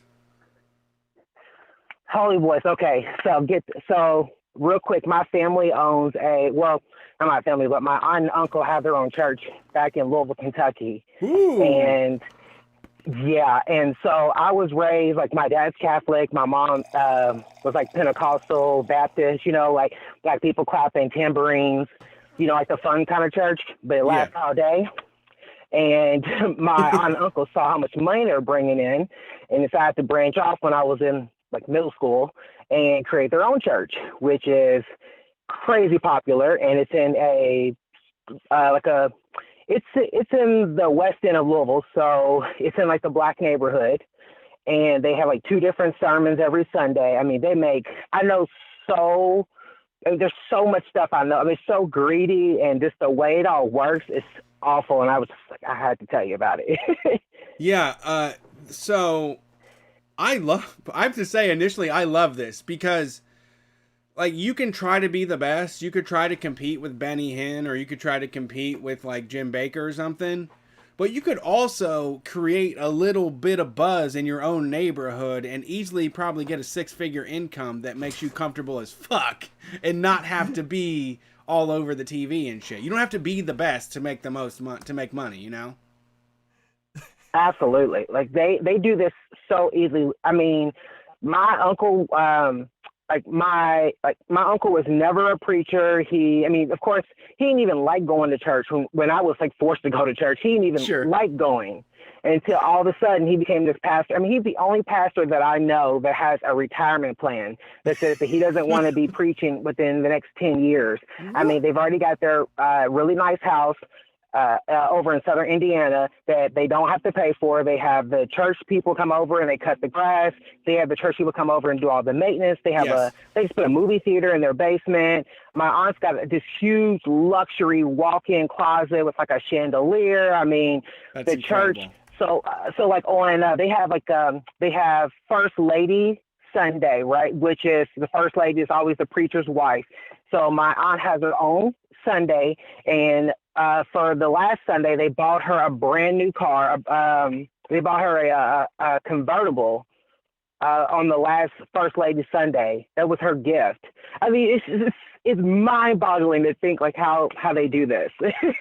Wow, man, there's so much in there. So they don't even live in Kentucky. They live in Indiana. What's that about? They don't even live in Kentucky. They live in the southern Indiana in a really it's like an upper middle class suburb.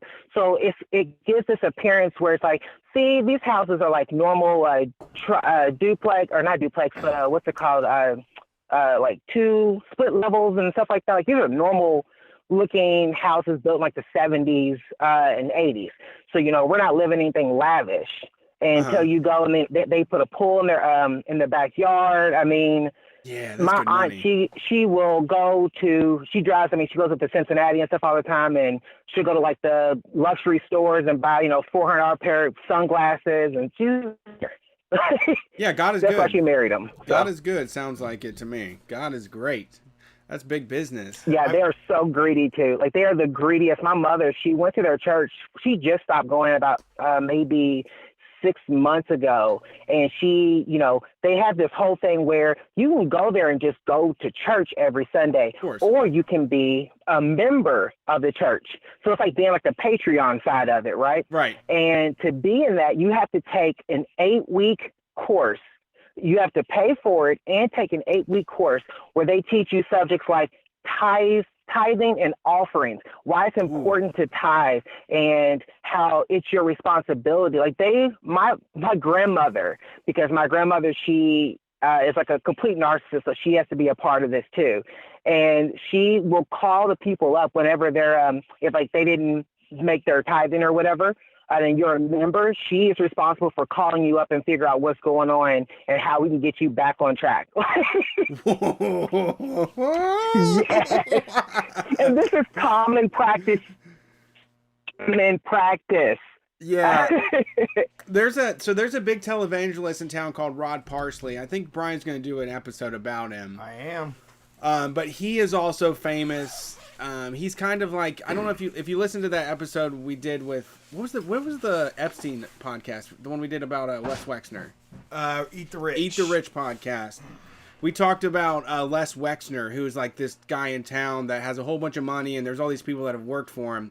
Rod Parsley is our big televangelist pastor, and I don't think he's probably not making waves out of Ohio. I don't really know, but he has a similar situation. He just has his congregation and is milking them for everything he has, and a lot of that means, you know, parishioners coming to his place to cut his yard and to do all of his housework and all of that. He's bringing in a meager salary according to taxes, but he's benefiting in so many million ways. Yeah. So my uncle, right? My uncle, he brags all the time. He says, I'm not out here living the life. I'm not out here living on the church's money. My salary has been $55,000. He's had the church now for about 15 years, 16 years.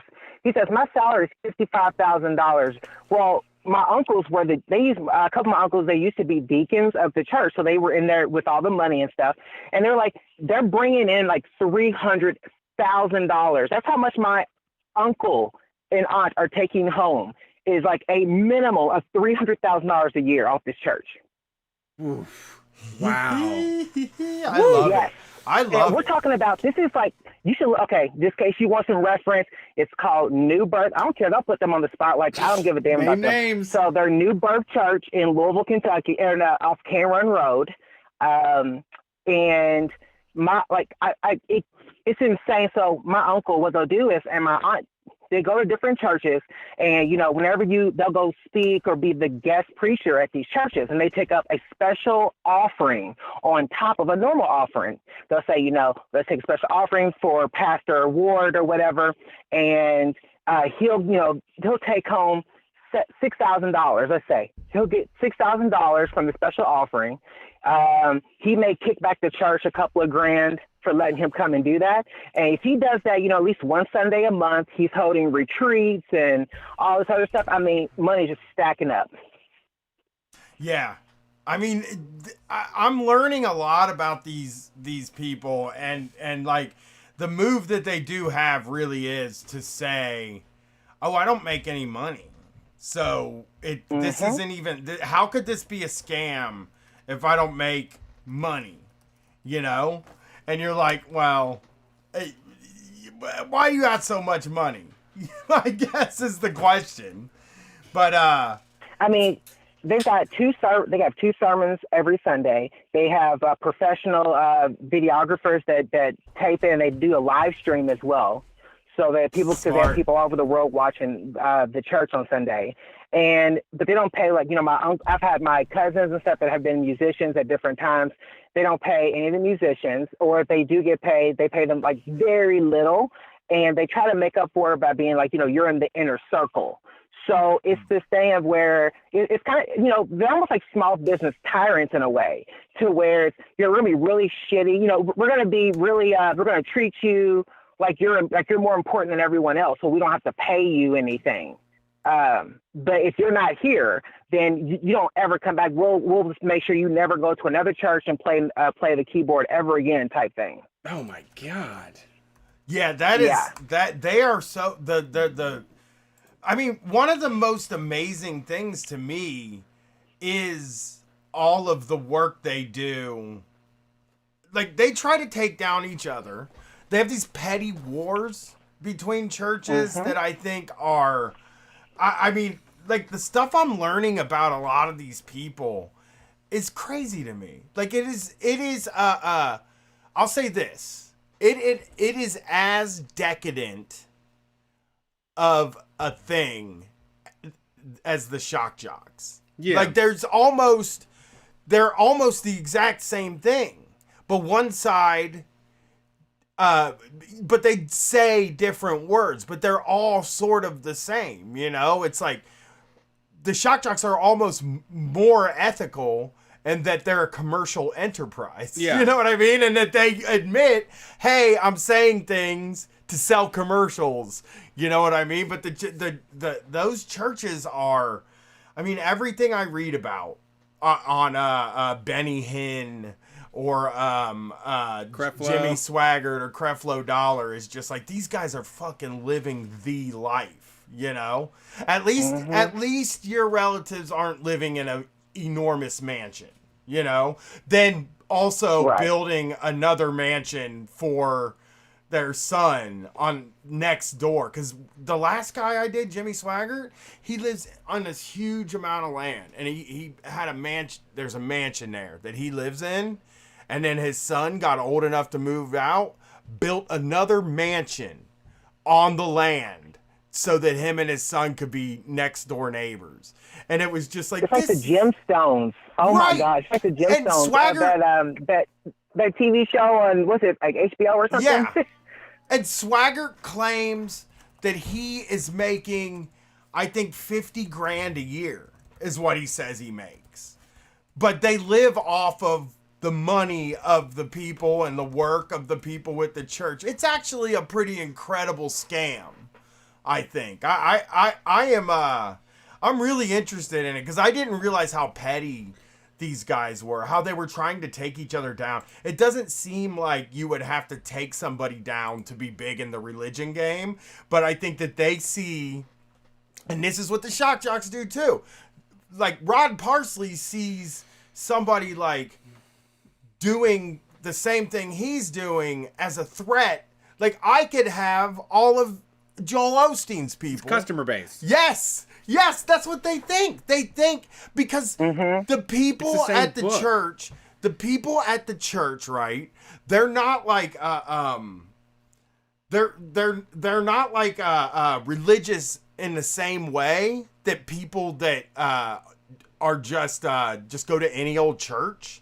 They're religious in a way that they believe in the teachings of the person that they're going to their church. Like, Joel Osteen's people are religious in the Joel Osteen way. Yeah. Right, yeah. Like the Joel Osteen, Oprah, Super Soul Sunday kind of way. Yes. Yeah, I mean, is that different flavors? Is that something you've seen? What's your flavor? At your relatives' church? Like, have you seen? Yes. So the church I initially came from, that we all came from, was this huge church in downtown Louisville. It's a huge black church. I mean, when I was younger, it was like the church to go to, Greater Bethel Temple. And then it got to the point where it got so massively huge. I mean, it had a huge balcony, everything, that people started to kind of kind of like lost their connection because the pastor was real old school into where he didn't think that we should go to movies. Like, you know, he was saying we shouldn't go to movies on because he's like it's a sin, or women couldn't wear red lipstick, that kind of crap. Yeah. That's how it was for me growing up. And I've never believed in any of this crap. Like from day one, I just had to. My mother forced me to go on Sundays, so it is what it is. And I just, you know, he was real old school, and then this newer, like this younger, like the X gens were the ones that were starting to break off. Were the X gens, and my uncle is an X gen, and so he X gen, like young boomer, old X gen. And so he was like, you know, he saw these people starting to leave and they were falling asleep. The services were lasting, you know, from 10:30 in the morning until 2 o'clock in the afternoon. Then you got to come back for the night service. So when he opened up his church, he started off and he was renting out one of the school's auditoriums in the west end of Louisville because they just need money out there. And they were letting him rent out the auditorium, and he would only host service for 45 minutes. That was it. That was his whole gimmick at first. That's great. 45 minutes of like this hip young black pastor that's, you know, he knows the game, and, you know, because he talking his pimp talk to you kind of in a way, you know what I mean? Like, he knows that kind of stuff. It's weird, but that's how I've seen it go, where, you know, these pastors, when they break off, they have their own little niche, and they get this following. And it's like, you know, he could attract more people if he wanted to. He's about to get a whole shopping center, I think is what my mom told me that my grandma said. They're looking for this huge, like, it's old movie theater that they're trying to buy out. It's like a shopping center and make it into a church and this big rec center and all this stuff. And it's like, you know, he doesn't want to get too big, because then he knows he'll get taken down. He's trying to like say, you know, it's like me, and, you know, not trying to make too much money so I don't lose my benefits. So like that's what he's doing, trying to stay just below the radar so he doesn't get picked on by the bigger guys. Right. Yeah, because they don't want some. And the funny thing is, you were talking about, like, it's this young black pastor that comes in and he talks the language. It's funny because there are a lot of young white punk pastors and rock and roll pastors that come in, and they build a huge following by, like, saying bitch on stage and stuff. And it's like, it's really interesting how there was an alternative church in Columbus called Xenos, and they were really big when I was a teen, and there was people that would try to get me to go to their teen night, and they would let you hang out with like a 22-year-old that would like BMX bike with you or skateboard. Like we would go to these things, and we would be skateboarding with a guy, and, you know, it was all just to massage you into getting into the church, and it was just open, like, no, you can do whatever you want, you know, you're allowed to be yourself.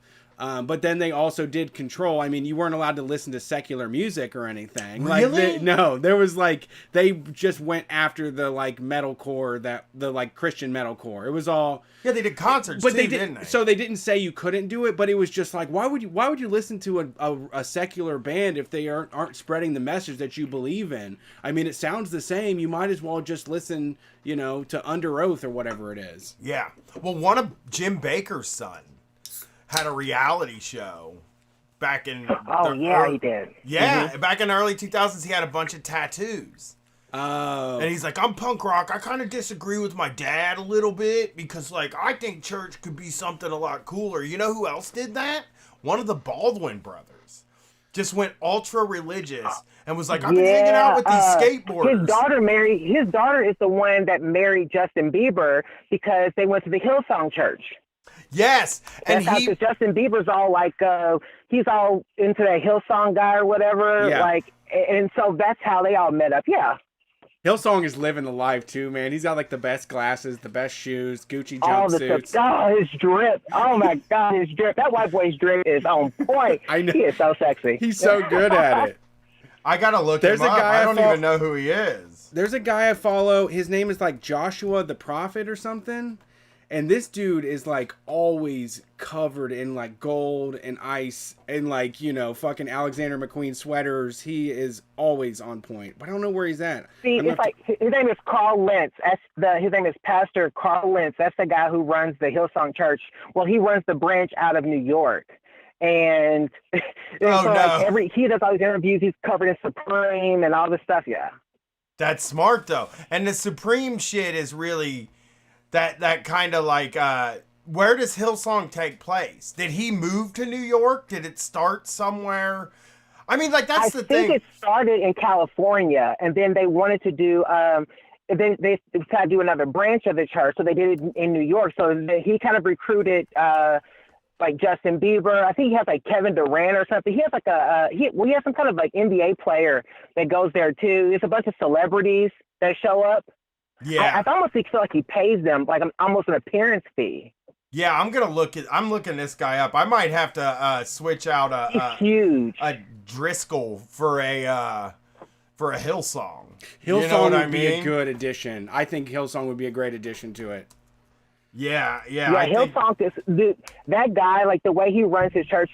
I love Jesus and Mero. Jesus versus Mero, the Bodega Boys. It's like I've been listening since like day one. And they were making fun of when Justin Bieber ran over that guy, and he was walking with like that pastor and stuff, and they were all making fun of him. So then the pastor Carl Lentz ended up showing up on the show and did like an interview, and he was just talking about how, yeah, man, everything is all good, and I just want y'all to know that we don't talk religion like that. It's more about expanding your mind and just getting in touch with who you are. And I was like, oh, you are so fucking clever. Like you think you are so slick, white boy. You think you are so slick. Pastor Carl Lentz. Oh, this guy is fucking great. Oh yeah, he's hot. Oh my god. And you know what the thing is? The reason he's wearing Supreme and all the hype beast stuff is because it's expensive. Yeah. Just the same reason that Swaggart wore really expensive suits. Yeah, you want to invite, those are the people you want in your congregation. Like, we have a congregation going, but we chose the brokest people possible to be in our congregation. Yeah. You gotta. This guy's in fucking incredible. Y'all are taking EBT cards and shit. Like, Yes, we are. I love it. We'll give you 50 on a dollar for EBT credit. Check out my dude, Prophet Joshua Holmes. I don't know how I found this guy on Facebook, but he is always on point, and I don't know if he wears contacts or not, but his eyes look like vampire-ish in a way, and he is always God. Gucci loafers, velvet fucking jackets, all of it. It's incredible. He's drinking. There's a goddamn picture of him drinking. Hillsong? Doing shots. There's a guy on YouTube, right? And he takes all these like clips and makes these real like acid trippy video. What is that dude's name? He's huge. He makes like acid trippy kind of videos and stuff. He does like Steve Harvey, but he did one on I just watched because they featured it, and I think it was on Vox or something. But he did one on Carl Lentz and the Hillsong Church, and it's like an acid trippy thing I watched on YouTube. It is so dope. God, it's so good. Like it's been on my mind for like 2 weeks, and I was like, I've got to call while I have a chance to tell him about this. I might have to. Are you on Twitter? Yes, I'm on Twitter. Can you DM me?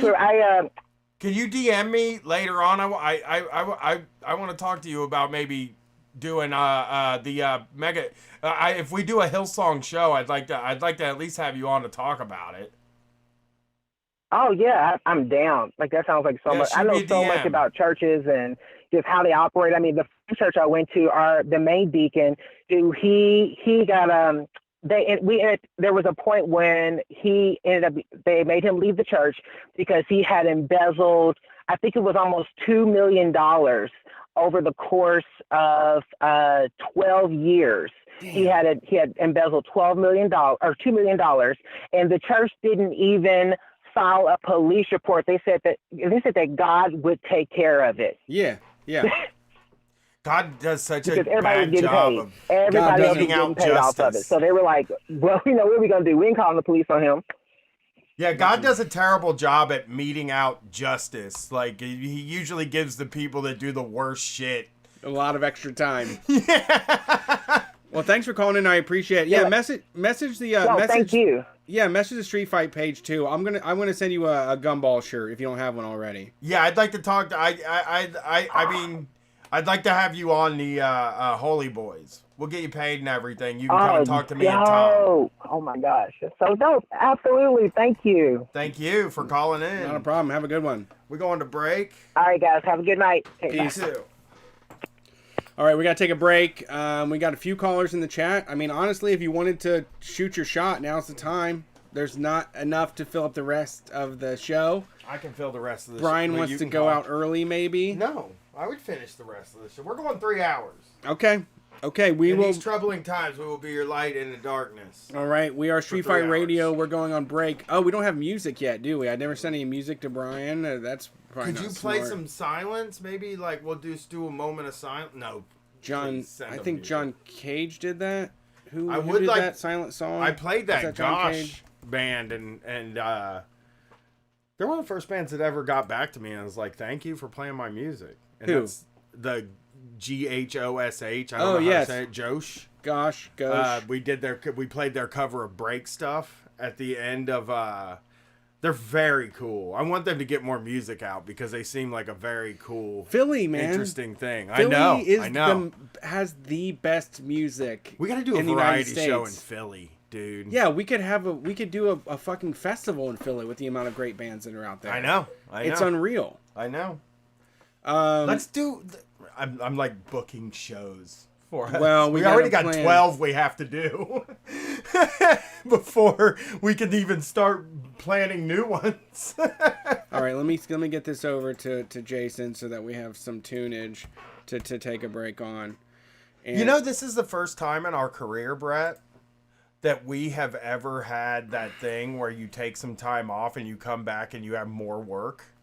Yes. You know what I mean? Like, in Street Fight life, because we Yeah. have 12 dates. We're like, we have a debt now of 12 dates that we have to do. Like all the work piled up when we were in quarantine. Yeah, we used to always say, like, you know, Columbus Day is fucking bullshit because you don't get work off for Columbus Day. You just have to do all the work that was supposed to be done on Columbus Day in the 4 days you have left in the week.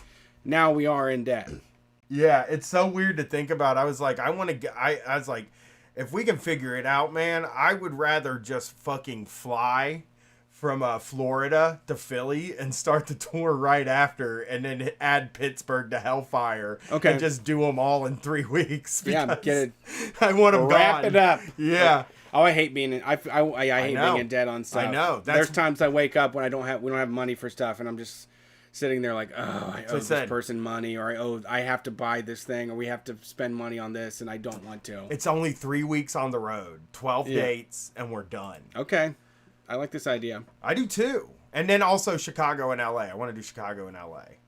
New York's already on the list of people we owe a show. So Chicago and LA, I just want to do. But fuck, by the time you can start whenever, I guess. I'm not saying anything interesting. All right. So this is Gray Matter. You can find them graymattermi.bandcamp.com. They're out of Michigan, Lansing, Michigan, to be more exact. So check them out. Check them out. graymattermi.bandcamp.com. We're going to take a break and we're coming back. I'm adding R's to all of my T's right now. I don't know what the fuck is going on. This L is.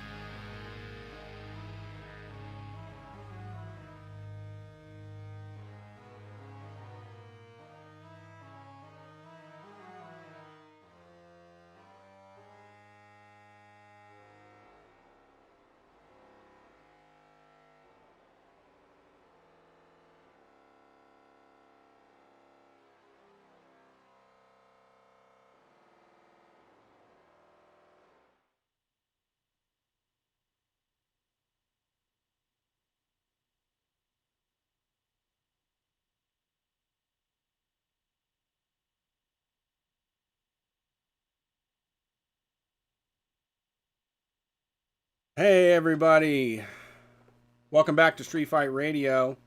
Hope you enjoyed the tunes. That was Gray Matter, Grey. I don't know what the difference in spelling is, to be honest. I've just been told I spell it wrong. Gray Matter mi.bandcamp.com. You can hear more of their music. If you like that stuff, they do like the ska punk thing. That's really fucking dope.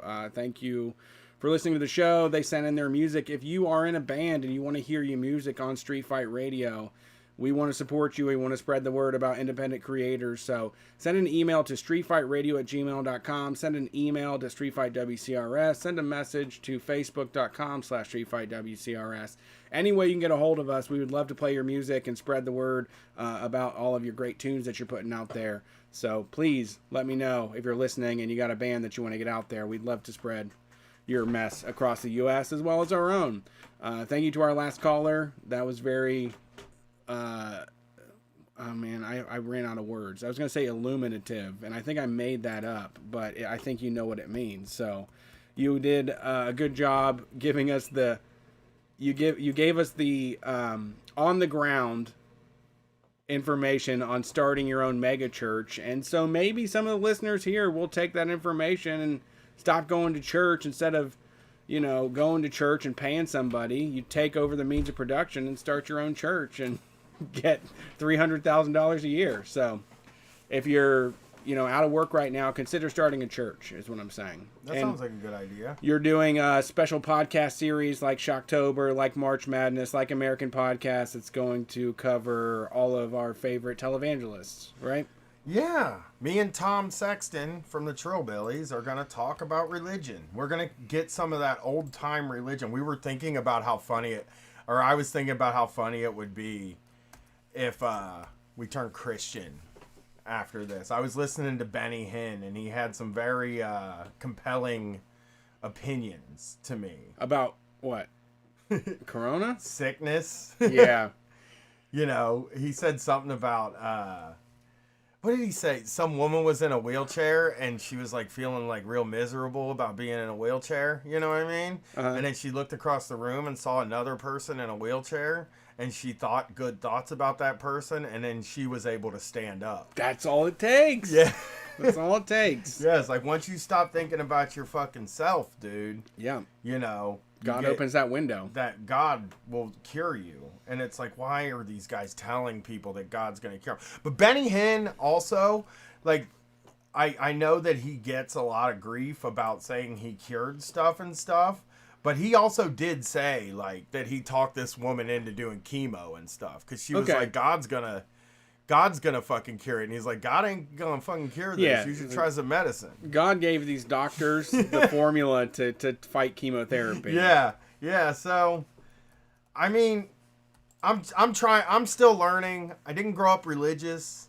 The weird thing about doing all these podcasts, right? These deep dives is that most of them have been things I'm relatively familiar with. Right. You know? Right. So doing this one is a little bit different because it is something that I have no familiarity with. It's just church, which I wasn't raised religious. I didn't have any of it in my life. Uh-huh. And just learning about how these things are laid out, how they're put together, the guys, their competition with each other, that kind of stuff is really fascinating to me. It's a really neat. I don't know. It's pretty cool. It is relatable. I mean, we do a podcast for people that only read one book as well, Karl Marx, and so we're the same way that religion. It's impressive because they have one book to work off, and it's only that person's interpretation of it that is what decides, whether or not they're going to go to that church. For sure. You have the same shit to say, that they've been saying. All right, let's jump on the phones here. Did you fill the queue back up? The queue is not filled all the way, but yeah, we have enough calls to round us out. Thanks for calling Street Fight. Who are we talking to tonight? Hey, this is Molly Lambert. Molly Lambert, what's up? I know who you are. Hey guys, I'm from the podcast Night Call. Big fan of Street Fight. Oh, thank you. And I'm also from No Olympics LA. Oh, that's great. I didn't know that part. Yeah, you liked my Talking Heads Pizza Hut joke, so that made I me laughed feel. really hard. Brian did have Nothing but flowers. It's such a good song, and Brian doesn't know it. So there's sometimes I make a joke, and it's like, I mean, he has not heard the song before, but somebody has. It got a really good laugh out of me that I really, really needed. So Good. thank you for that. Well, thanks for calling. I am For sure. So I have a little Hillsong gossip. Oh, please, wow. give me- all Yeah, I Yeah. want to know Yes. is about Hillsong. It's now. Sunday. Yeah, Sunday, the Lord's Day. So first of all, the thing Hillsong did that was really smart in Los Angeles was it did start getting all the celebrities, which sort of made it take over from Scientology in that respect. It Sure. sort of took away the cachet of being the cult for famous people. But there are now some splinters at Hillsong where individual preachers are like starting their own churches, and some of the people go with them to their new churches. So there's a pastor who started a church called VOUS, V-O-U-S, Oh, and wow. I've seen Justin Bieber and his wife posting more about that church lately. So I'm wondering if there was a falling out with Pastor Carl Lentz or something. Now I'm looking up It's a Miami one. Oh, this guy is Yeah. handsome. Another handsome one. He's got a all denim look- jacket. Yeah, they all look like that. They're all like, hey, can you believe it? I love Jesus, and I'm also wearing Jordans. It's smart. It's smart. But- because you can always peel off a few people who are like, I love Jesus and stuff, but I don't want to be at like a Joel Osteen church. It seems like some nerd shit. Yeah, I don't want to buy slacks or something just because I became a Christian. For sure. I still want For designer sure. jeans. And I'll say I've talked to some Hillsong people, and they do the thing you were saying where they're like, hey, you don't have to believe in it. It's just for if you're into it. It's cool. You don't have to be, which totally works. It makes you be like, hey, it's fine. I'm sure it's fine. Yeah, that it's so that like people are like, well, they're not out here like cramming it down somebody's throat or anything like that. They're just. Well, it's also like in LA, you got to be a little reform, I think. So like I asked the Hillsong person if they were allowed to do astrology, Uh-huh. and they were like, oh yeah, for sure. Okay. Yeah, God hung them sun and stars in the sky, right? So we Yeah, make up stories and in LA, about them. it's very like Coachella themed. That's how they kind of brand it. Is it's like people in big hats and palm trees, and it's like a music festival, but it's a church. Sure. And then Kanye, I think, also just kind of took that concept because he was like, I'll just start my own business. I see Kanye stuff on StockX all the time, and I'm like, boy, this is really exciting. Like, because they, like, some of it looks so cool, because it's Kanye West, and he is a good designer. But it's like, it does say God and Jesus all over everything that he makes now. But the Sunday service, like, clothes are cool. But I'm going to stick on the Travis Scott Astro World clothes, actually. I'm not going to get into Kanye now. It makes sense to me that the individual pastors would at a certain point be like, oh, I'm going to make my own franchise where I own everything instead of just being one of the big guys at this franchise. Yeah, I mean, I think, like, I don't know. I think being, for me at least, and I know this doesn't square with what I do for my job, right? I would want to be a big guy in a big church. That is like just my instinct is I want to be the captain of an unsinkable ship, Yeah. You want to be Joel Osteen, is what you're saying? Yes. And here's the thing. If I had the choice of career before this, right? If I had the choice, and you know this, Brett, because I've said this to you, I'd have fucking taken the radio job right away. I would have, if a hard rock radio station would have said, we want Street Fight, I would have been like, Brett, we gotta fucking take this thing to hard rock radio. Yeah. Because it's so weird. It's so scary being on your own. I know that like there's a lot of romanticism of independent art and shit like that, but being the independent artist is scary. Yeah. It's true. I will say, though, as someone who's had a number of podcasts that were attached to other brands, and then if that job didn't exist anymore, that podcast didn't exist anymore, there's definitely a lot of good reasons to have your own and own it yourself. We did learn very early. Me and Brett learned that lesson like super early, just being friends with Felix and Virgil, and them losing. They lost Carl Diggler. Like they totally just lost this thing that they created that was super successful, and it was like, oh, maybe like being a part of a network isn't the best, right? You know? It gives you an advantage. There are also some good networks who let people own their own shows. We own our show at Night Call. So I think, but the independent sensibility, that's like where the good podcasts are to me. I think so too. Including you guys. I do think that like the shows that decide to go it alone tend to be a little bit better than like the ones that are cranked out of like the same studio as like 15 other podcasts, and people have wanted us to do a network forever. And partially like, I think that I would probably be the same way if I was a fan because of all the subscription fees, the all of the Patreon fees. Like I totally get what they're saying, but like once you're part of a network, man, if we were part of a network and then somebody else on the network said a thing that we didn't agree with or that got them in trouble and then it sinks the thing, it's like depending on yourself is a lot easier than like, but if you're giving me a choice ever, big company, just I'll do it. I'll go to the big company, I'm so well, scared. Now everybody is a from home podcaster. So yeah, we've been like ahead of that. I mean, I also always exactly. Didn't you when you worked for a network, were you at home or were you in a studio? We were at home at our last network. That was because they were cheap. See, I think being in a studio would be great. Like a studio in a commercial space, to me, is like that's actually the dream. That's it definitely makes you feel more like you work in radio, Yeah, because you're sitting. Like with Brett, I feel for Brett because like his house is work. I come here to work. He doesn't come to my house to work. So like, I can't imagine if I was him, I would never feel like I would either always feel like I was working or I would never feel like I was working. There would be no sort of in between,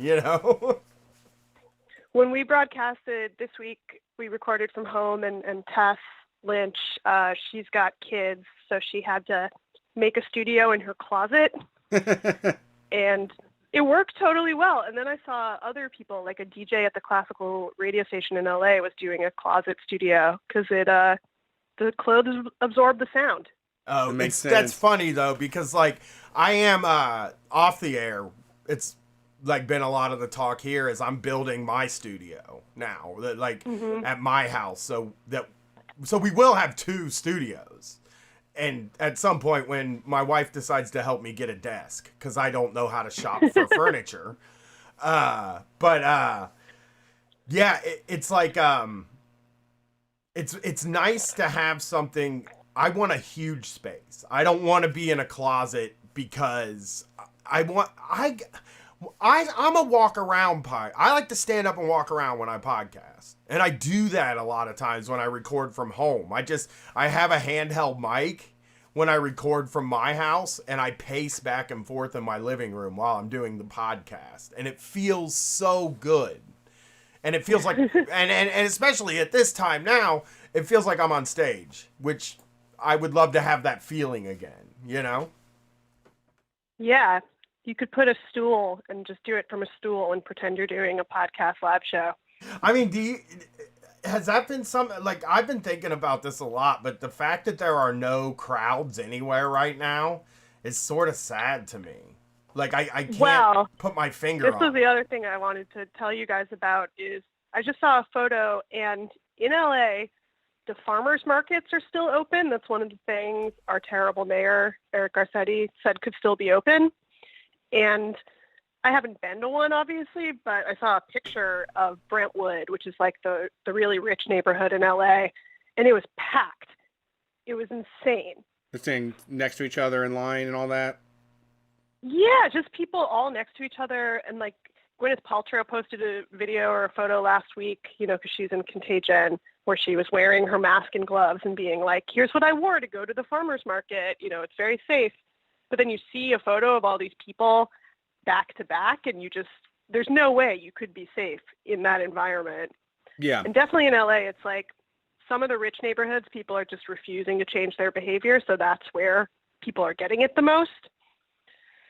Fucking rich people, man. They think they can just get away with anything. They don't think anything applies to them, which is true. Yeah, I don't know what the thinking is here. If people are just like, oh, well, it's outside and I'm getting my fresh produce, but it's totally unsafe. There's no way it should be happening.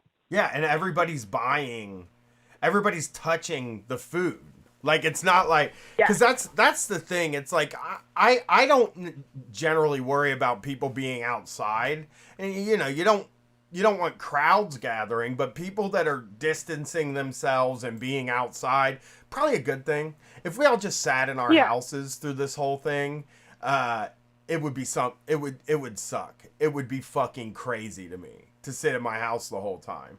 But when you do see crowds, places like, there's a place I walk a lot where I see crowds where there's like a lot of groups of people that are pretty close to each other, working out and stuff like that. And it's I don't know, it's really strange. I take walks around this city and I see people working out alone on the main drag of Columbus, where you could never do that. You could never do push-ups and sit-ups and whatever other workout moves that you could never do that on a normal day. But people are up there doing it, and it's like, those are the people that I'm like, you're doing it right, because they're not around anybody. Yeah. It's the people in the Totally. park, It's they had to shut down all the hiking trails here because same thing. Everybody was like, okay, well, I'll be fine. There won't be that many people. But then everybody had the same idea. So the hiking trails were just super crowded. That's the same thing I had But today. you can definitely walk. Yeah, you can walk around your neighborhood here, no problem. Just like a suburban stroll. Yeah, I think that's the move, right? Or even like you can get in your car and walk around in a neighborhood that's like decent, or like you can take walks, but you should definitely be not going to the park and stuff. Like, I take my walk, and I actually altered it. I take the same walk almost every day, like different variations of the same walk every day. And I had to alter it last week because I found that like some of the areas that I'm at a lot were extra packed in a way that they're not even during the thing, when it's normal. Yeah. And that to me that's a little bit scary. But Ohio has been really good. I think among some of the places, I think Ohio's was one of the first to shut down, one of the first to really try to get this thing under control. Yeah, it's so weird how it's like states' rights. How everyone's doing a totally different thing. It's so stupid. It's so fucking stupid because, like, I'm just lucky I'm in Ohio, Yeah. But, like, right. I can't imagine being a person with my level of anxiety in Florida where they're just like, who gives a shit? We're going to the beach, They just locked down last week. I've been listening to Bubba the Love Sponge a lot. And oh yeah, we did a spring break month actually on Night Call, and that was one of the stories that came up was the spring breakers still partying.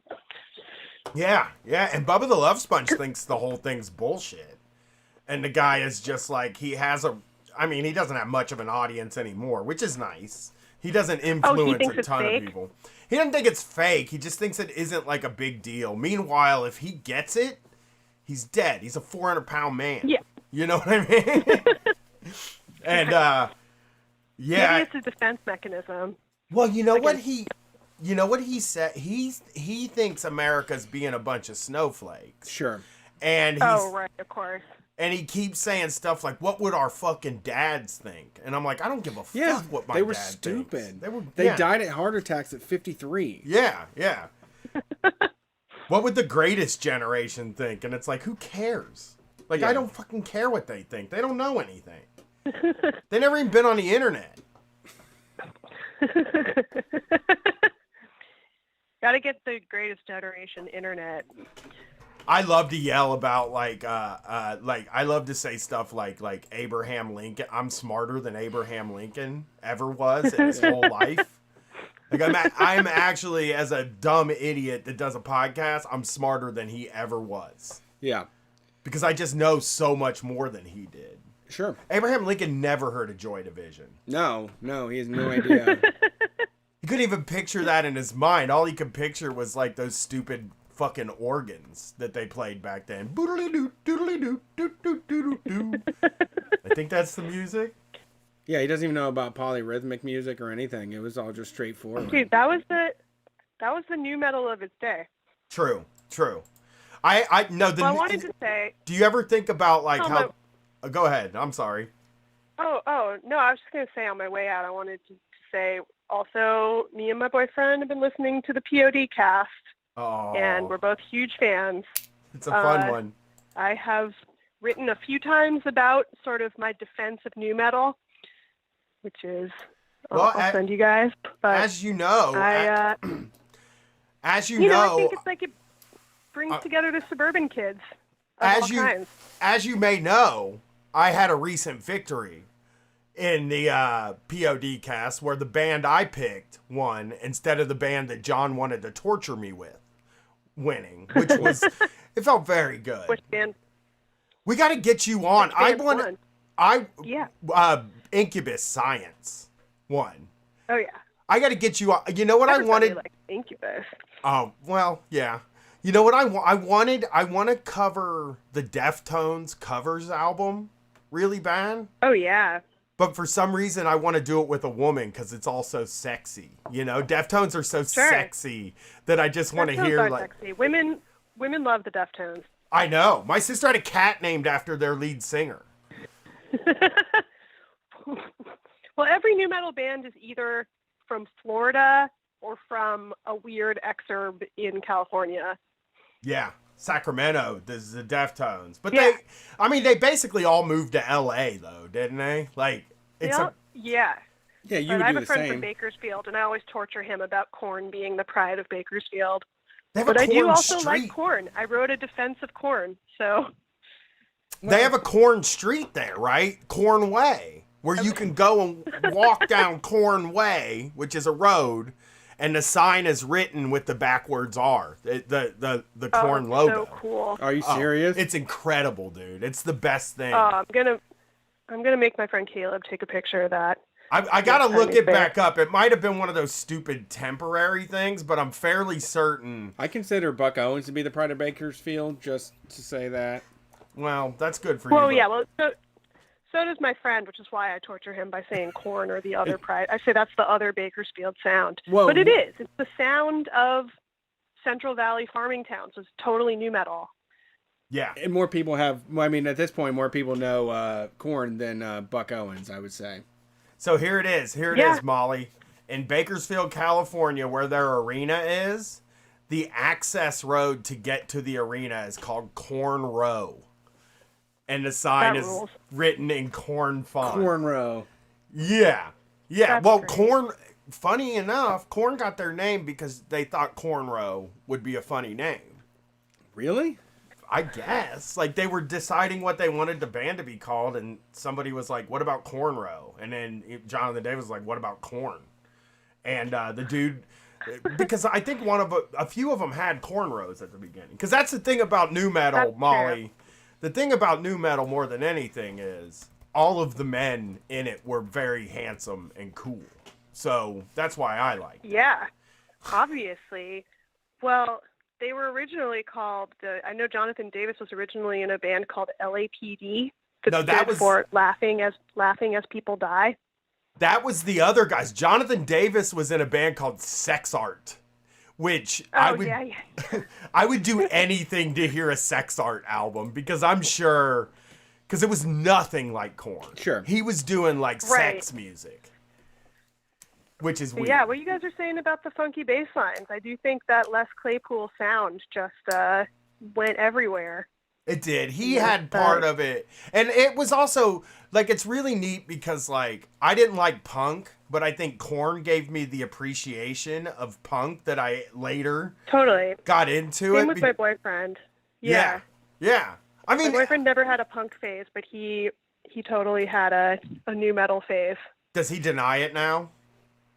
No, not at all. He's from the South also, so it's like not something to be embarrassed of, I think. He was in a nu metal dance crew called the Pseudopod Psychomaniacs.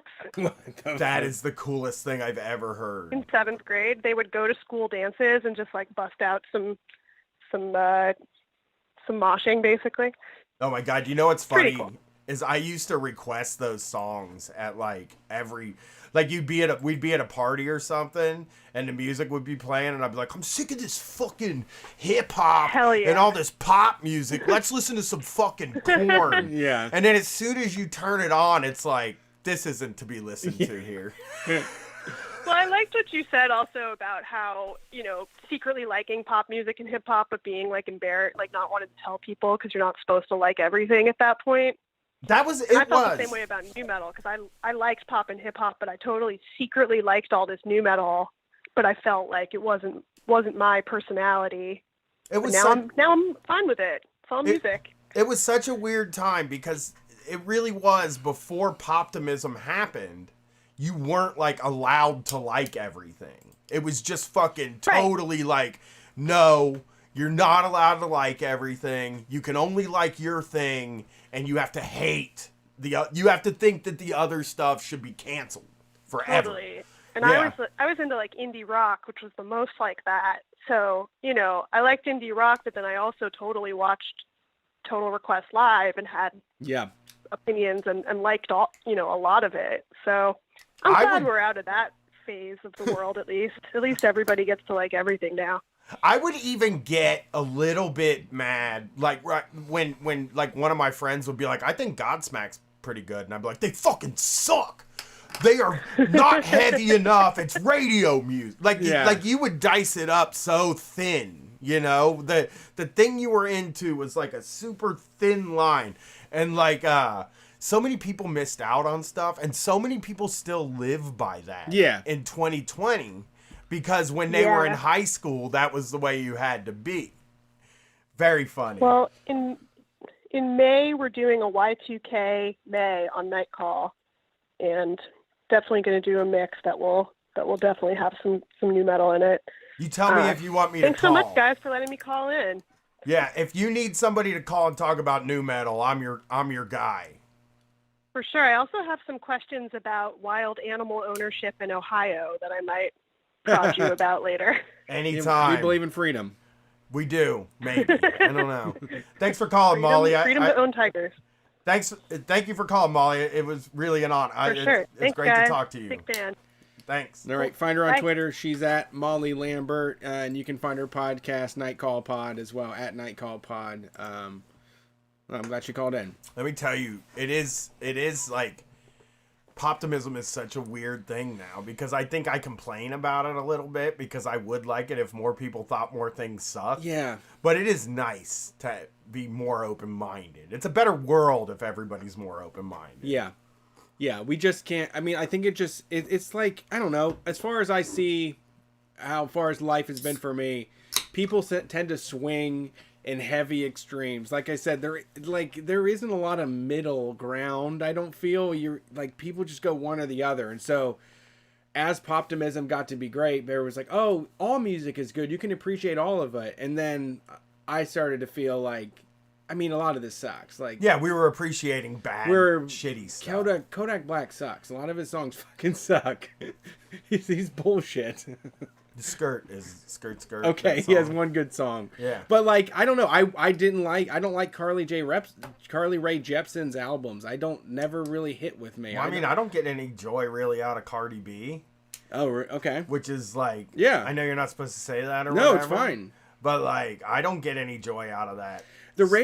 I mean, like, the radio stuff is poison. They're just doing it to sell fucking soda and shit. It is really, there is a reason to have an underground that fights against the corporate monoculture, but at the same time, it's also nice to have a song that, like, everybody fucking knows that you can turn on. You know, that everybody can rock with. A Drake song is good. Yeah. Yeah, I just wish rock music would come back. Now that I'm in that mode where I'm like loving rock music again, I'm like rediscovering my love for rock music. I get more sad that it's not more rock music. Rock was right. I mean, like with the period you were talking about with nu metal, it was right there next to everything else. There were genres were competing.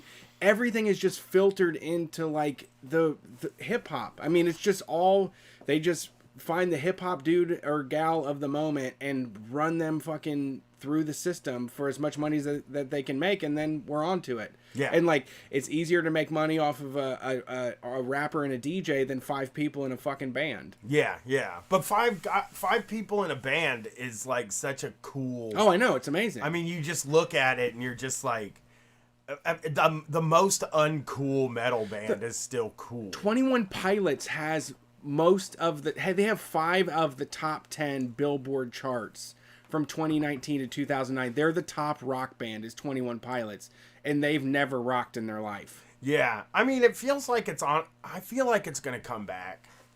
I think everything's super cyclical. Sure, everything is, and right. like people have been pronouncing rock dead forever. You know, yeah. But at some point, people are going to be like, and you're seeing the nu metal resurgence now. It's not showing up as metal. But, like, once the music that's influenced by it gets bigger, there's going to be people who decide to do nu metal. Yeah, please. I want some Mall Screamo back. Please, just give me that comes after nu metal. I know. That's what I'm ready. I'm ready. I want nu metal to happen so I can move on to the stuff that I like. I mean, I want nu metal to happen so that I can listen to it. Yeah, so there's some new stuff. Yeah. Some new slap bass, some new 7-string guitar shit to listen to. Drop D. I want to... I'm telling listeners here, I want to tell Brett, is that, like, me and John ended up getting Nick Weiger into Deftones. Like, he really likes them. And like, it was funny because when we did the show together, me and John were just saying, like, Deftones, like, you know, obviously... So I say it like this, you know, my favorite nu metal band is Korn. But the best nu metal band is Deftones. Okay. You know, does that make sense to you? Yeah, is that of like course. a good explanation? And like, he heard us saying, like, well, obviously, you know, you can't count Deftones there because they're like great. And he was like, well, who are I mean, Deftones are good? And I was like good now. Yeah. Like still good. Like they've always been great and good. And I recently saw that Chino was backstage at a Korn concert, right? And somebody asked him while he was there, like, why did you turn down so many tours with Korn, right? And he had the best answer, and he was like, look, everybody was trying to tour with us. Like, all of the Korn, Limp Bizkit, Coal Chamber, like, all of these bands wanted to do shows with us, and our fans probably really wanted us to do those shows too, you know, and we understood that. But when you call something new, that means at some point it has to become old. Sure. And I was like, whoa, it's so smart, man. Just like a smart, because I would have just been like, let's put the Korn, Deftones, Limp Bizkit tour together, you know, and it's never going to happen. You know? Yeah, I don't agree. I mean, you got to strike while the iron's hot, is how I believe. Yeah, but if they had, get all your fucking money, they would be made fun of in the same way that Limp Bizkit and Korn and like they had to go through like a phase where they were like the most hated bands in the world, and people were just like, I hate this shit, and made fun of it. Deftones never had to go through that. You know, lucky guys, smart. Let's get a call in. Thanks for calling Street Fighter. Who are we talking to tonight? Hey guys, this is Jake from Cleveland. How are you? Doing well. Great. How are you, Jake?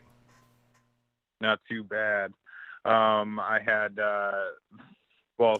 big fan of the show, but I had a story, something happened to me yesterday that just made me definitely think I needed to call in. So I was at my weed guy's house actually, and had to get some essentials for the virus and quarantine and whatnot. And my weed guy, he's kind of conspiracy based in his own way. He's kind of downplaying the the whole virus and Sure. thinking that it's they're coming into like some Patriot Act after 9/11 stuff, and they're PSYOP. trying to get our phones, and so I was trying to like Event be like, 201. Do you know about Event 201? Kind of fucked, but I'm sorry, Have you heard about Event 201? I have not. Well, just if you want to school him on something, Event 201 is this like pandemic exercise that they ran that was supposed to be like, it was kind of like how they did a dry run of 9/11 supposedly before it happened. Event 201 is the new one I found about that they're all fucking obsessed with right now. Oh, Jesus. I'm Event sure. 20 And- well, and, it was- yeah. I heard the Dr. Fauci guy in 2017 said Trump, you never, like when Trump cut the pandemic budget, he was like, well, you don't know, you could deal with you could end up having a pandemic in like 2020. Yeah. And like actually have to need that budget. So he got him back. He engineered a pandemic to get him back. That's what I saw being the I think I heard that on Bubba. So dumb. It's insanity, and so normally I can deal. I was just trying to be like, oh, maybe these people aren't crisis actors that are all dying and stuff, And these two other guys walk in, and I didn't know what they were doing or whatever. I'd never seen them there before, and this place is just a general like. There's a lot of questions going on. You know what I mean? I try not to stay too long, but this guy walks in and we were talking about it and stuff, and I could get the vibe immediately that they were like on some libertarian bullshit. Like, the one guy's like going on about how the government shouldn't be regulating collecting rainwater, and I was like, okay, like I'm not here to. Sure, you're like, I agree with that. I'm not going to join your army over it, but yeah, how are they catching you? How are you so egregiously collecting rainwater that the government tries to shut you down? I mean, I do like. Exactly. I do realize that like there are those silly laws and shit where you're like, yeah, you gotta fight through that stuff in order to get to like you're not when you argue with the libertarian type, you're not allowed to argue about the current issue that you're talking about until they have got all their pet issues before. You got to go through all Right. that stuff. It's like an obstacle course a little bit when you talk to one. Right. And so like I was trying to meander my way through that path and be like, oh no, dude, like I hear you, like I'm not trying to regulate your rainwater either. I really don't give a shit about it, but I think like, saving a lot of life is important. And this one guy didn't really say anything. He starts talking about it, and he's like, he's like, well, don't you think we should just let the curve, spike all the way to the top and, just let it do its thing and kill, 3-4% of the population. It's only 3-4% of the population, that's not, I was like, what the fuck? Like, what are you talking about, my man? And I was like, I think, we should be saving as many human lives as possible. And, this is a good thing, and we shouldn't be going out. And he's like, well, that's not about free. He kept going on about freedom. And, I said to him, I'm like, well, I don't know how good your freedom's going to be. What if you get the virus and die, dude? Like, what good is your freedom then? Yeah. Like, I don't know what you're talking about. And he was like, he was talking about how his small business had a shutdown. And I was like, well, they're giving out some pretty good small business loans. You might want to take advantage. And he's like, I will not be subservient to the state. I'm an anarchist. And I'm like, oh, here we go. Like, I was like, all right, here we go. Like I was, and, and then like, I didn't even have, wasn't even really trying to engage with the guy much anymore after that. I was just like, well, honestly, after I said like the thing about him dying, he kind of got like, he was like trying to use like, and I said to him too, it's like I'm trying to like even like what's it called? Just trying to empathize with him. I was like, yeah, man, like because I do like painting contracting, and I haven't been working for the last like week and a half. And I told him, I was like, I'm not working right now. He's like, well, I can tell you don't have a job. You're a communist. And I'm like, well, that's fucking, like, you don't know anything about me, dude. I just met you like 10 minutes ago. Like, fuck off. Like, Yeah. whatever. And then he started trying to take swipes at me because he's from Colorado, I guess. And like, it was like he reverted to like a 5-year-old thing. He's like, I was wearing a shirt from Colorado that I got when I went out there. And he's like, oh, you know, I think it's just really funny when people wear stuff from Colorado and they're not from Colorado. And I was like, Oh my God. Okay, man. God damn, Okay, dude. You man. never heard about All right, going I on think I'm gonna head vacation, home. motherfucker? My corny ass relatives have been wearing a shirt from every place they ever visited. The only thing they can do is go somewhere and buy a shirt that says they went there. Exactly. Like, I'm from Ohio, dude. Like, that's what we do when we go places. We collect the souvenirs of the shirts. It's Yeah. like a thing.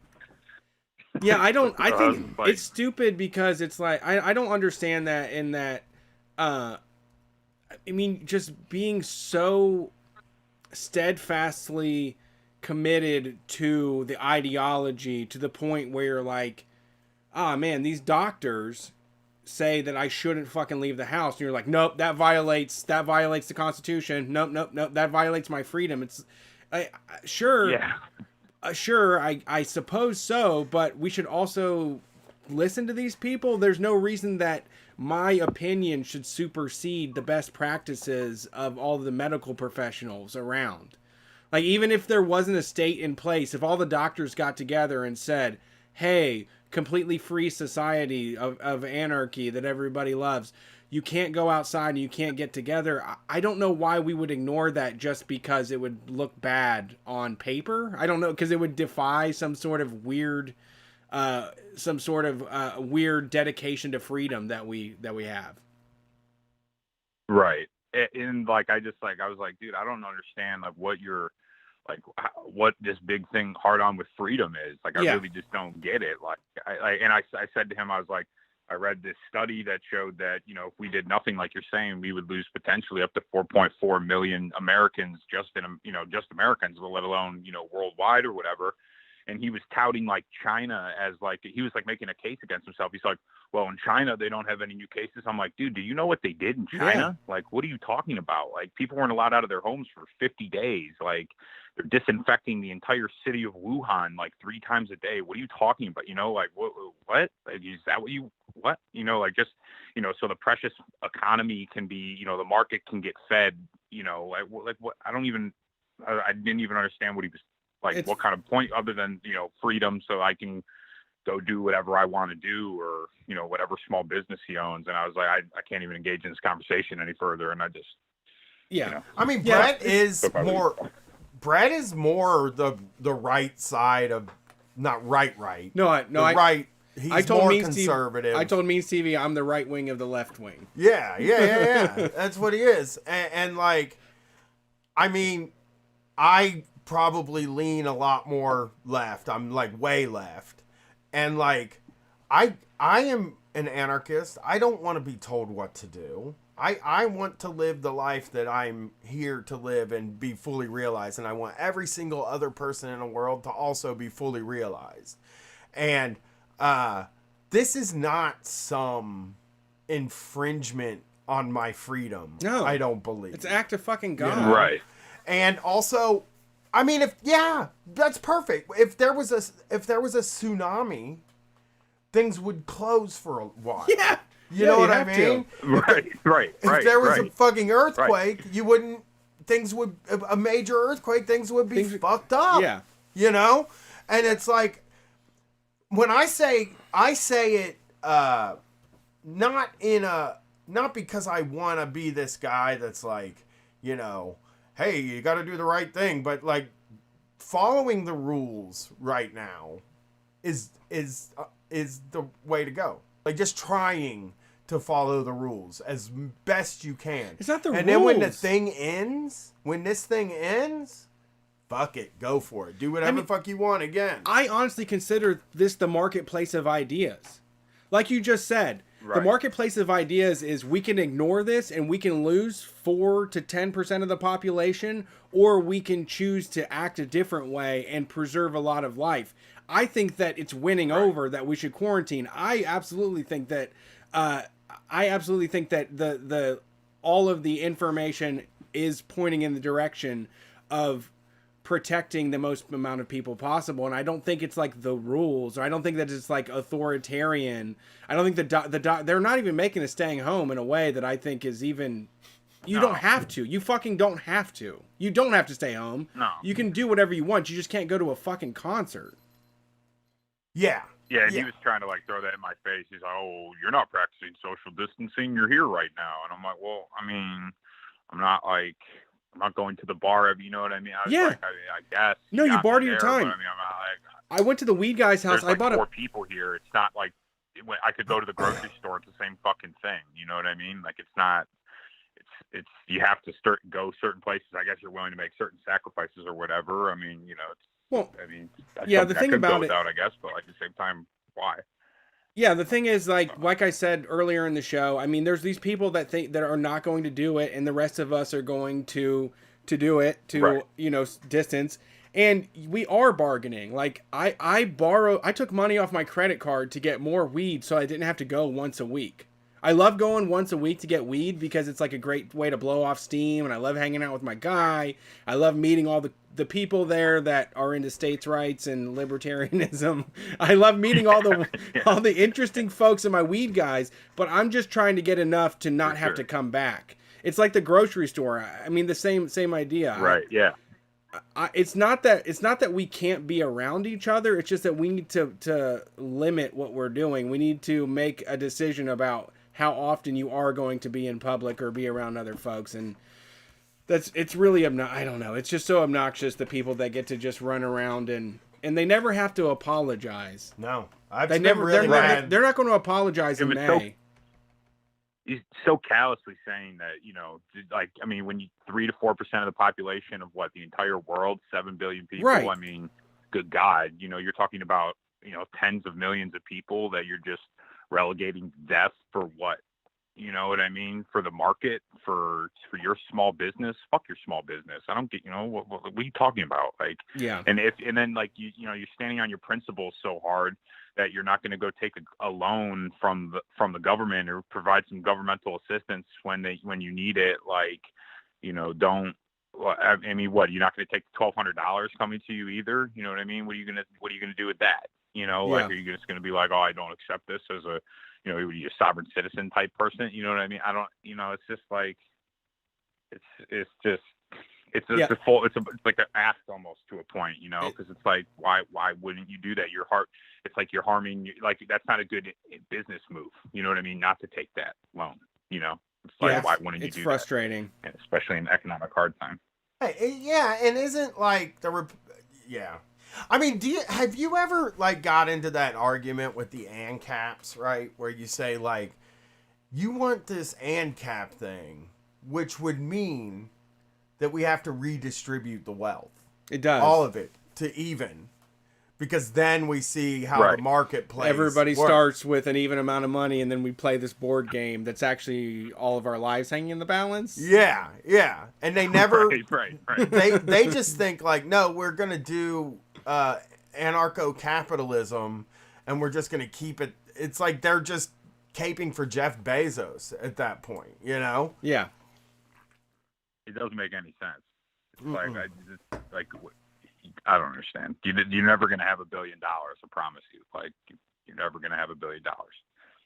Can I ask you? Did he give you a bunch of looks like those knowing looks they give you? Like, damn, I just made a point and it kicked your ass. Because that's the worst part about it. Yeah. When he said the social distancing thing, like that, basically that I was a hypocrite. He was like, basically thought he pwned me and that I had nothing to say. And then when I cited the INSET study, he was like, where's that study from? I was like, I could pull it up for you right now if you would like. And he's like, no, that's okay. And then he just kind of looked like he owned me there because I didn't have the exact hard data memorized or something. And I'm like, dude, there's so much, you know what I mean? Like, how the fuck am I supposed to have the exact source material memorized from a medical journal? I don't know. They love that though. I glanced at it. Fuck off. I've told this story in the past, but I when I was training a guy, at the cable company one time. He was conservative, and I was just like kind of blooming into a liberal. And we were arguing about Iraq, and he just brought a bunch of papers in that showed that they had weapons of mass destruction from Newsmax.com and WorldNet Daily. And I looked at them, and I was like, guy, I mean, I'm pretty sure this is all bullshit, but you win. You won the fucking argument. They had weapons of mass destruction because they had aluminum tubes. I'm not willing to print stuff up at home and bring it to work. Yeah, and he was just like, well, I'm just like a really well-researched guy, so you should like listen to me. You know what I mean? It's like, you're not well-researched. You're not. You're dumb. Reading stuff all day is not doing research. Yeah, yeah. Reading like the same sources all day is not doing research. All right. Well, we have to go. Report, Newsmax.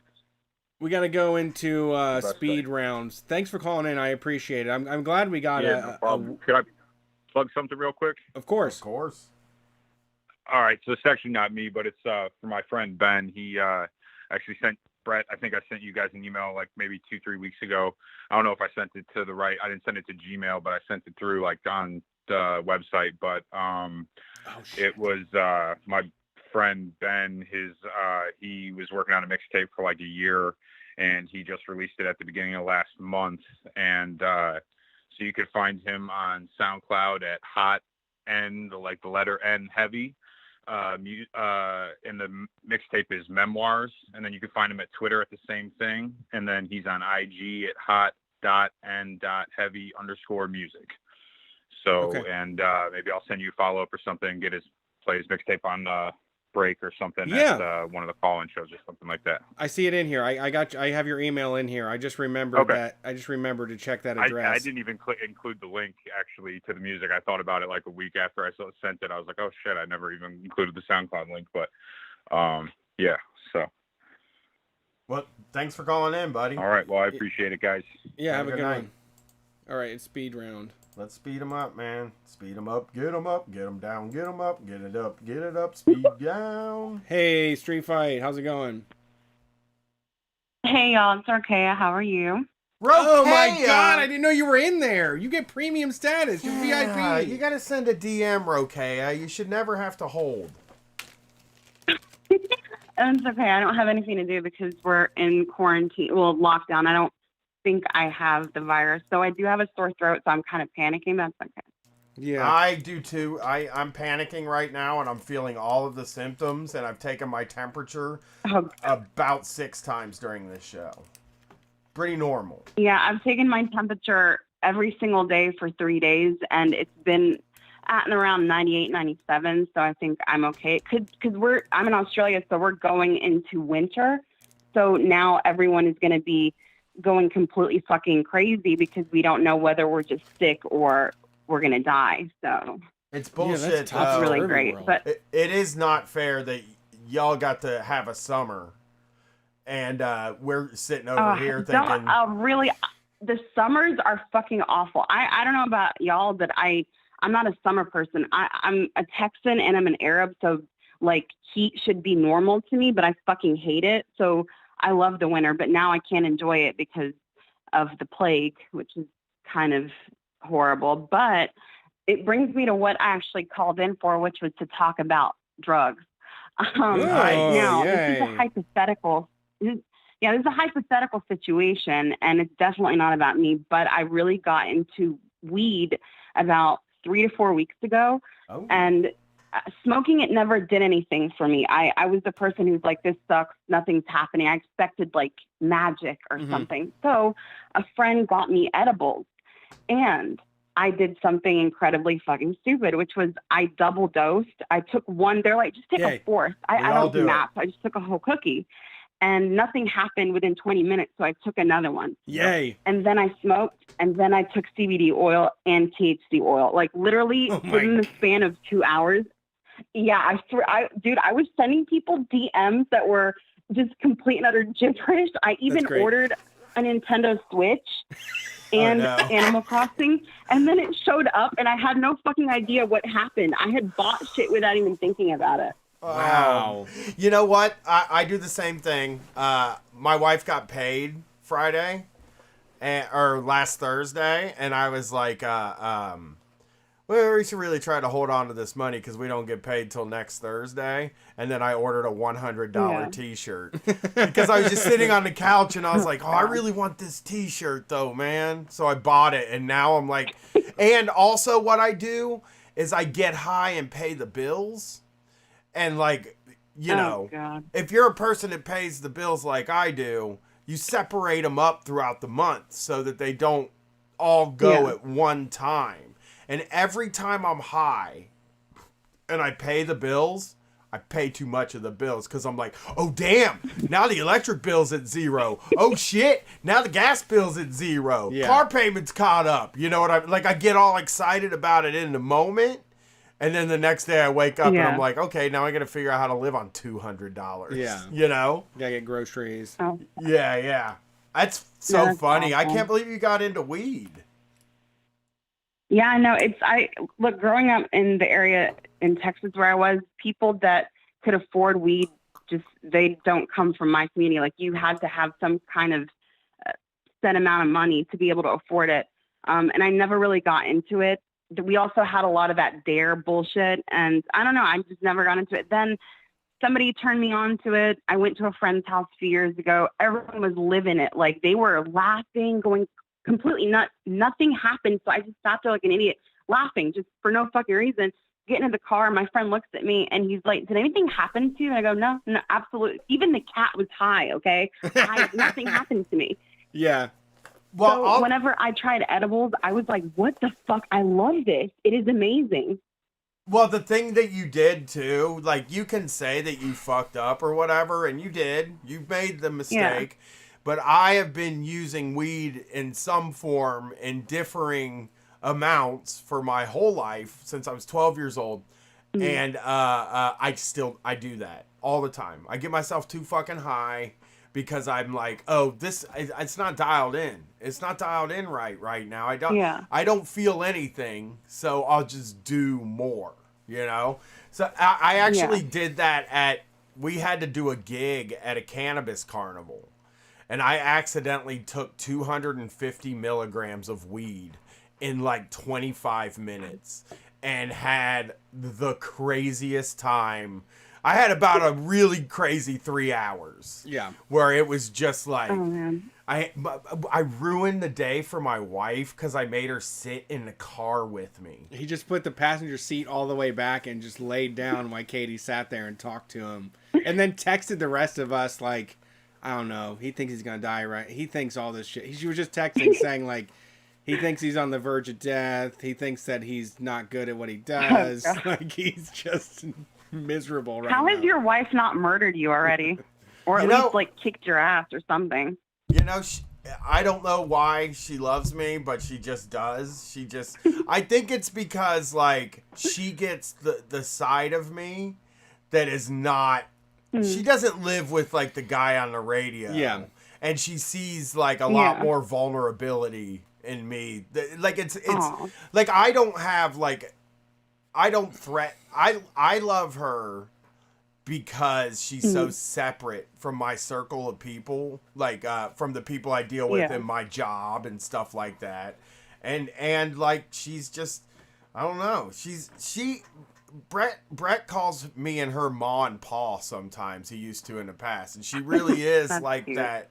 She is really like she likes to take care of people. She likes to do things for people. She does dishes. Like, she does dishes, and if you throw a party, she'll do the dishes, which is like, I mean, you gotta be old school to do that shit. Right. Everybody else is just like, that's their problem, man. Yeah, that's how I feel too. That's cute. But I think she feels Speaking about drugs, I was going to say, I've actually talked to the producer of Delete Your Account about doing an episode with y'all where QMars, myself, and y'all are just like high. And so far he said no, but I'm going to work on him because I think that would be really fun. I would love to do a stoner chat. I don't know. Whenever I'm high, I feel like fucking amazing. And it sounds very like, I've been talking to people about weed pretty much every day since I got like I love into it. it, and I've become that person who You're will not stop evangelist. talking about weed. So sweet. I love it. It's the coolest, Rokeya. You're just always gonna be the best. Yeah, one of my faves. One of the best people. And yes, we wanted Yeah. Brett actually. I mean, you could probably do it on our feed, but I want Brett. I've Yeah. been talking to Brett about him doing a mini series where him and the person on the other side of the interview get ultra stoned and then talk about a different like conspiracy type thing. Oh fuck, that would be awesome. Yeah, it's for an called hour. Blunt talk. Yeah, blunt talk. And I'm really encouraging him to do it. Yeah, thank you to Jacob Anderson for helping Oh hell that yeah. idea come to fruition. You We'll should- see. No, Yeah. do it. If dude, fuck my producer. I will do this on your show anytime. I will go tomorrow and get my supply. I'm actually today within the next hour. I called my guy and I'm like, hey, do you have any more? And he's like, didn't I see you 3 days ago? And I was like, dude, just shut the fuck up and give me what I want. That's where I'm at right now. That's amazing. Is it legal over there? No. Not at all? In the place where I get it from? No, not at all. Only, okay, I have a condition called intracranial hypertension, and which gives me headaches. It makes my eyes hurt and all this shit, and I take medicine for it. I did a lot of research, and I found out that a lot of people, they actually use weed to, dull the pains, which is why I started using it to begin with. So I talked to my neurologist, and I told him, if you let me do it, they'll let me get it legally. But it turns out there's so many fucking just red lines that you cannot cross when accessing legal marijuana. And even if you do get access to it, he told me, he was like, it will cost you so much money, it won't be worth it. And he looked at me and he said, let me put it this way. If somebody, not you, is doing it, I have no problem with it. And I'll just leave it at that. So I can't do this legally, but I mean, you don't have another choice. The condition that I have, I can't even take aspirin for it because it can literally kill me because of my other medication. Wow. So they're putting people in a situation where you have no fucking choice. I can't take anything for the pain except this, and it helps. So That's great. It's good to hear. What are the prices out there on the black market? Are you buying pre-made edibles or are you making your own? The pre-made stuff, they're $50 Australian for a pack of 6, and they're just awful smelling stuff. It's like all natural organic cookies, and then the CBD oil is $150 Australian for 50 milliliters, and the THC is $200 Australian for 50 milliliters. And then just regular, like, depending on the strain or whatever, I had something called Shark Attack or whatever the fuck it's called the other day. It was $150 for a little bag. And do not ask me about sizes because I cannot do math. So I'm just like, my life is in your hands, dude. Take my money and give me whatever. That's basically what I'm saying. Man, I want some of the Shark Attack. That sounds like a strain we don't get out here. No, never heard of I don't know about Shark. It's really good. It's really good. And the other one I had 2 weeks ago was called Cinderella 99, I think, and that was pretty good. Cinderella, Sleeping Beauty, any of the princess strains are absolutely fantastic. They usually have CBD mixed in with them. Those are my fucking favorite. Yeah. Do you think... Yeah, they're really good. I love them. Do you think you're going to be excited when in about 7 months there is a COVID-19 strain of weed? Because they are definitely going to make a COVID-19 strain. I'll try it. I know. I'm up for anything. And yeah, that wouldn't surprise me. There was I posted that and the day after somebody sent me an Instagram live or an Instagram video of a guy holding 2 weed packs that said coronavirus on the front of it. And they were like, it's funny. It is. We got to have that kind of humor. Yeah. Or we're all going to go crazy. It's the old Cat Williams joke. Yeah. Like where he said that there's a new strain called Death. He thought his guy said death, and he was like, "It's actually deaf. It just means you can't hear shit after you smoke it." I want the most potent there is. The thing, Rokeya, here's the thing. I've been smoking weed forever, and I'm a daily driver, so I have like a regular amount that I do during the day to get like all my work done. The thing that I love about weed is that you can always get out there. Like there's times when I'm up all night, like I eat too many edibles, and it's like a bad situation. That's the reason I like it, is that there is Yeah. a tolerance to a degree, but then you can always fuck it up, and that's what I like. Yeah. Yeah, no, I've loved it. I get like really, really hyper and excited, and my roommate knows whenever I'm on something because I won't stop talking more than usual, and that's a big sign for me. Yeah, that's awesome. Yeah. No, but I'm really glad I got to talk to y'all. It's always fun listening to you guys. I'm a big fan of the show, obviously. I can't wait to have y'all back on, and yeah. Yeah, listen to Delete Your Account. They're the best. We did a bonus show about wrestling with Q-Mars last month. Yeah, with Q-Mars. But when and you- Q-Mars is also he's always high whenever we record, literally. So. We know. We've seen him. I have to say, it would be fun to do a stoner thing with him because I think he can go toe to toe with me. Like he is on another level. Oh, I don't doubt it. Let's do I it. don't doubt it. So we gotta do something soon. We got to make Blunt Talk happen. We're going to make it happen. Brett has time to do it. He can wait until late at night so he doesn't have to parent or anything and just... I think people would fucking go nuts for that show. Like Stoned. Stoned. Yeah, that would be fucking amazing. Stoned Art Bell sounds like a perfect podcast. That's the way to do Smart people talking about Art Bell type shit. Thanks for calling, Rokea. Listen to Delete Your Account. No Not worries. you. Have a everybody nice else. night, Have a nice night.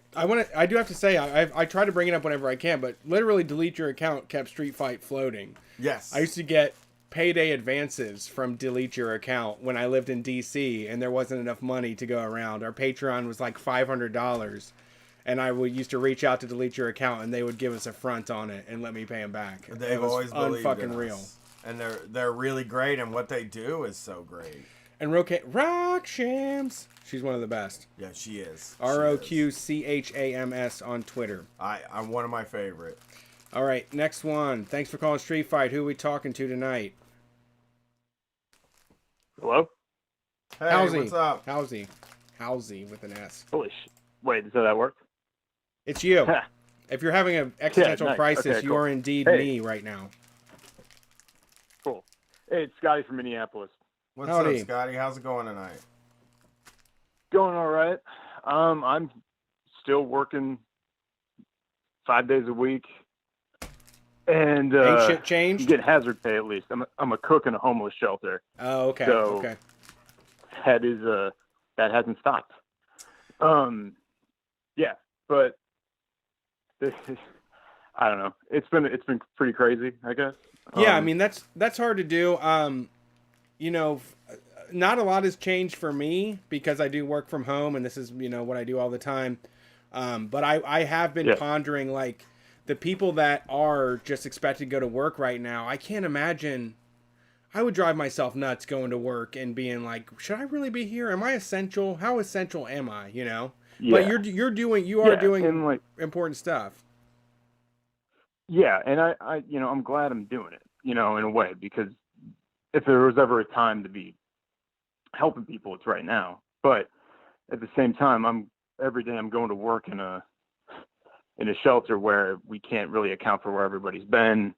It's a petri dish in a way, you know, and you just don't know. Like, I'm just kind of counting down the days until once there's a confirmed case in the building, you know, it's a whole different story, and I don't know what I'm going to be doing. But I agree. We're getting hazard pay in the meantime, at the very least. So yeah, that's great. Well, doing Food Not Bombs I've had some weird visions of the future where I imagine being at Food Not Bombs and there's like hundreds. There's going to be more and more people that need the services of Food Not Bombs. It's just going to become this gigantic fucking thing, and I can just imagine it like being the place where somebody that has it spreads it very easily. Like, we're doing everything we can and practicing stuff. I mean, we can't stop doing this. You can't stop feeding these people. But exactly, yeah.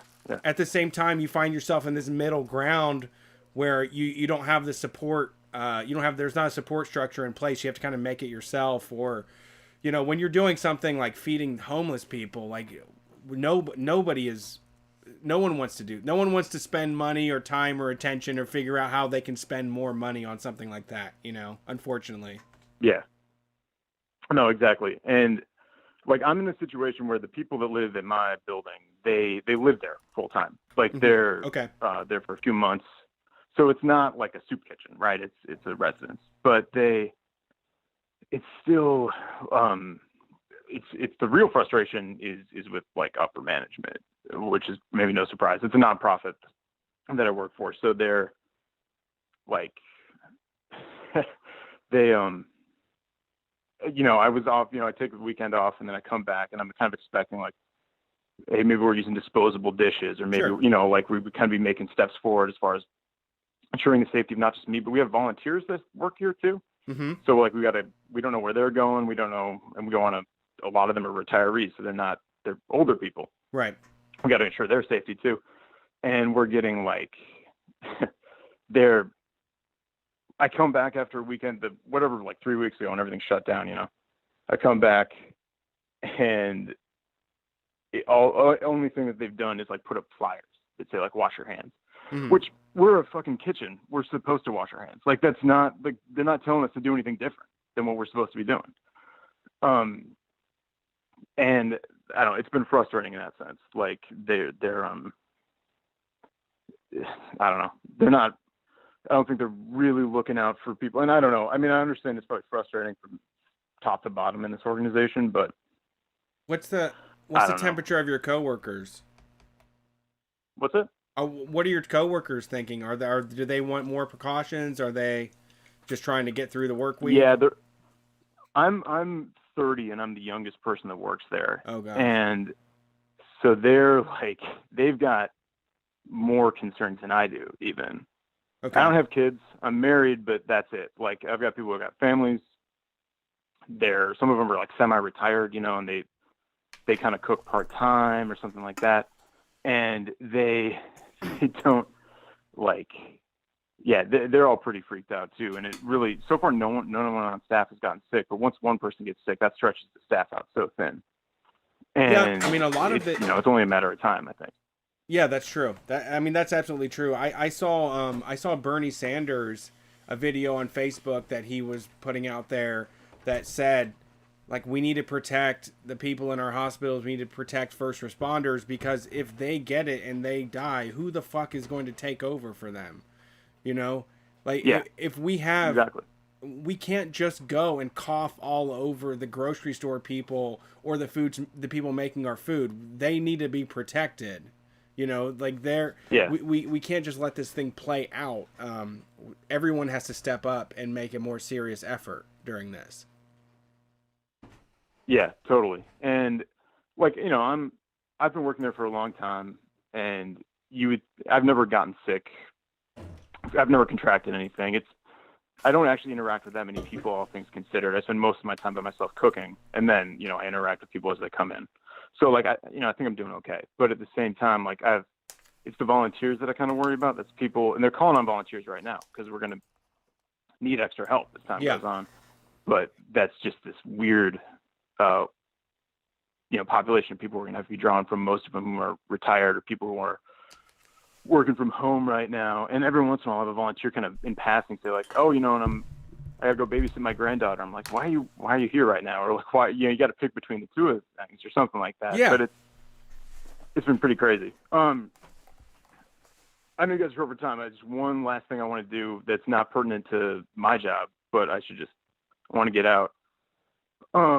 I'm lucky because I'm a cook who works for an organization that can keep me employed through this. I'm in higher demand right now, if anything. But there's a bunch of cooks that are unemployed in Minneapolis. In particular, 190 restaurant workers who are employed by Kim Bartman, who owns 7 restaurants in the Twin Cities, and she has not paid any of them in the past 2 weeks. And she's currently under investigation by the Attorney General, but I would appreciate it if anybody's listening right now looked up Kim Bartman, looked up the Bartman Group, found out the names of her restaurants. If you're from the Twin Cities, don't go to them ever again, because she deserves at least to finally get nailed down for this one. Yeah. She's had a long history of not treating the employees of those restaurants well, holding paychecks, not acknowledging some abuse situations from management, from middle managers and stuff like that. And she's not handling the situation well right now at all. And the Attorney General is looking into it, and that's really great. But has she given an explanation? Got 190 people that are waiting on paychecks. Has she given an explanation? it's just real generalized stuff about hard times for everybody, you know, the usual. Sure. She's Then a million fire shit. them Like, so that they can get unemployment. Like, that's the fucking thing you do now. And then I don't even know if she's probably said that. I know, like, people who are getting emails from her are posting them online and stuff, but she says, yeah, paychecks are not going to be available anytime soon. She doesn't know. She's got takeout at 2 of her 7 restaurants, so that's not enough. I don't know. It's dicey. Send And it to me. Can that's you a bunch send of people. Can you send me all the info on Twitter so we can do it on the basement show?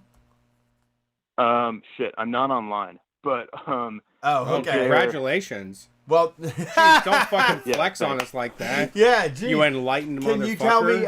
Is there like a jeez. We can look it up. Kim Give Barton. me a link. Kim Barton is the name. Yeah, we'll find it. We'll dive into it. There's like a Street Fight email, isn't there? Yes. Yes, there is. Yeah, Okay. Street Fight I Radio. do have an email. That's fine. I can do that. So, actually, yeah. Send it to brianq66@gmail.com because that's the one I'll get. And it won't be in the middle of a bunch of business stuff. The rest of you don't email me, please. I'll send it to you guys. And just, like, follow her name. If you look on the Minneapolis Reddit, if you look on this our local, like, weeklies, weekly papers stuff, you'll find some links people have been posting. And if you kind of track it down, you can find it. Minneapolis. It sucks. And I know people who work in those restaurants, and I've been to those restaurants, and she's one of those people that there are a lot of sustainable restaurants, there are green restaurants and stuff like that, but the staff are not getting treated well at all. Yeah, they're always this. They're always this. Yeah, it's always we treat the animals with dignity and respect, but the workers like fucking animals. Yeah, they're on their own. They're not a fucking animal. They're a human. I mean, yeah. It's just Minneapolis is it's sort of likes to think of itself as a progressive city, and it is in a lot of ways. And overall, I'd say we're handling things pretty well here. But yeah, no, her restaurant's really trendy because you eat outdoors and you can sit next to the food you're eating and that kind of thing, you know, in the garden and all that stuff. But like, they have a larder. They go get food out of the larder instead of a refrigerator. Yes, and we're close to 200 people who are going without paychecks right now because of her. So, yeah, that could get put out more. I mean, just online because I'm not online. I'm powerless in this situation. If anybody who's listening and you guys could spread that out a little bit more, that'd be great. For sure, we will. We'll signal it's fucked up. I'm just lucky that I applied for a job at a nonprofit when I did, and I'm not. I'm a kid working at a restaurant right now, one of her restaurants. You know, which statistically, at some point, I probably would have ended up at Minneapolis. You know. Yeah. So, yeah. I would love to. I would love to report on stuff like this. If I can get, again, I want to put this call out to anybody who's still listening. Send us internal emails. We will keep you anonymous. We really are gonna. I'll go to court for it. Why? Journalistic integrity. I want to go to court and say I will not reveal where I got those Pizza Hut emails. Yeah. I want to read these on the show because I do think that I do think it's important that it be out in the public what these bosses are doing. So, thank you for calling in. Yeah. And hipping us to Kim Barton. And I wanted to say to people, I just found out about this today, but if you go to RERF.us, the National Restaurant Association is doing a restaurant employee relief fund. So if you work for a restaurant, if you're in the industry, you can get up to $500 sent to you.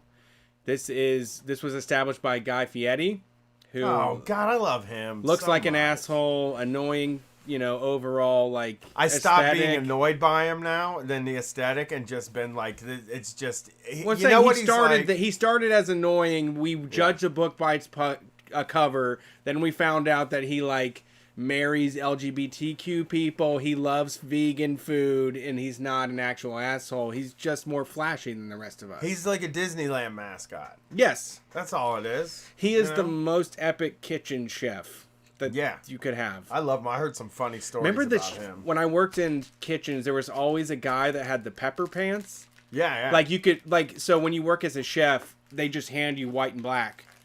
There would always be people that were really into the industry that would buy their own chef pants and shit. And they always were like flexing with some custom. And you didn't work at no fucking I worked fine dining establishments. Not at all. Not even a single time. You don't need the chef pants when you're Chains. working at motherfucking Chains, dude. Yes. I did know a guy that wore them at the Olive Garden.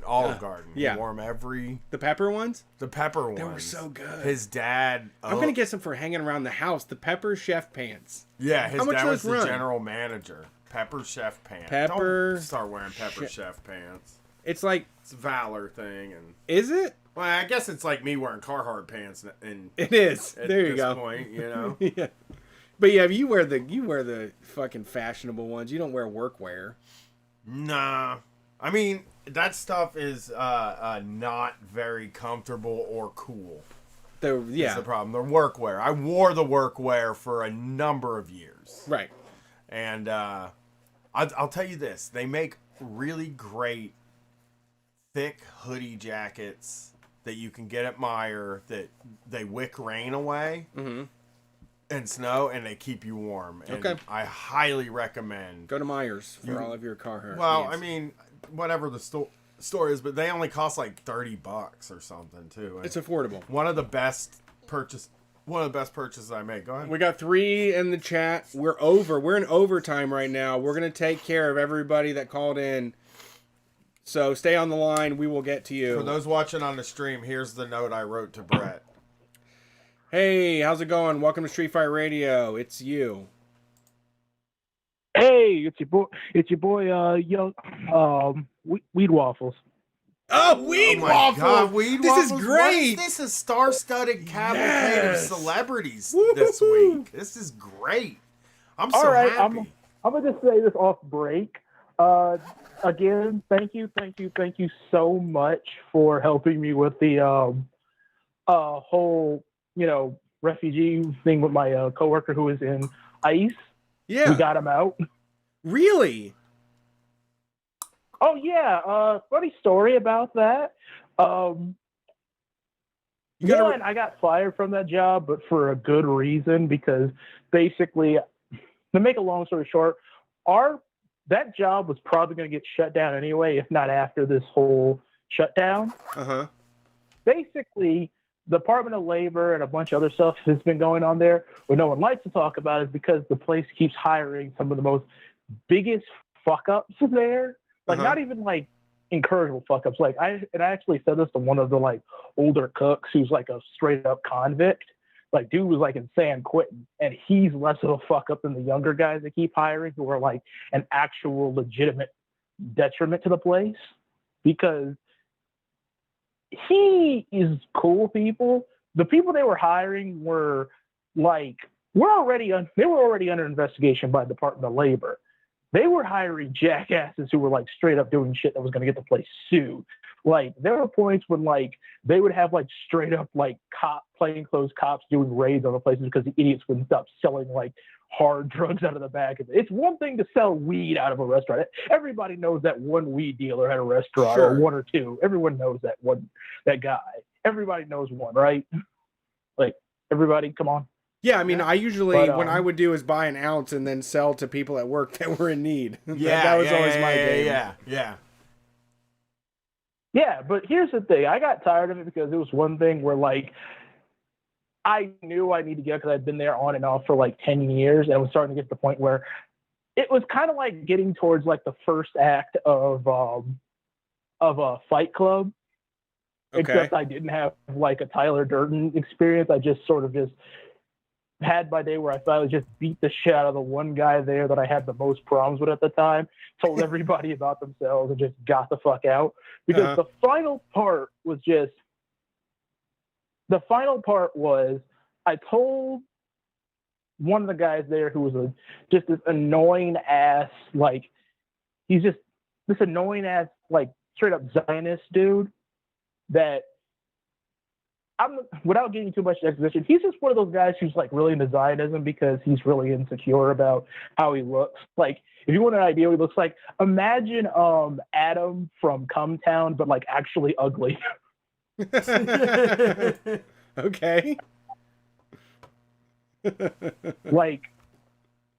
like imagine that. Like, he's one of those guys, and it doesn't help that like the one manager, the one that when I finally did get into the fight and tried to like back me up, keep me from getting fired, he's actually like, it's literally like the Virgin versus Chad meme, like the Virgin, like, you know, straight up like Ben Shapiro tier Zionist versus like, you know, this tall Chad ass Palestinian dude who like everybody loves fucking. And before anyone says, oh, you're no, I don't hate anyone just because they're Jewish.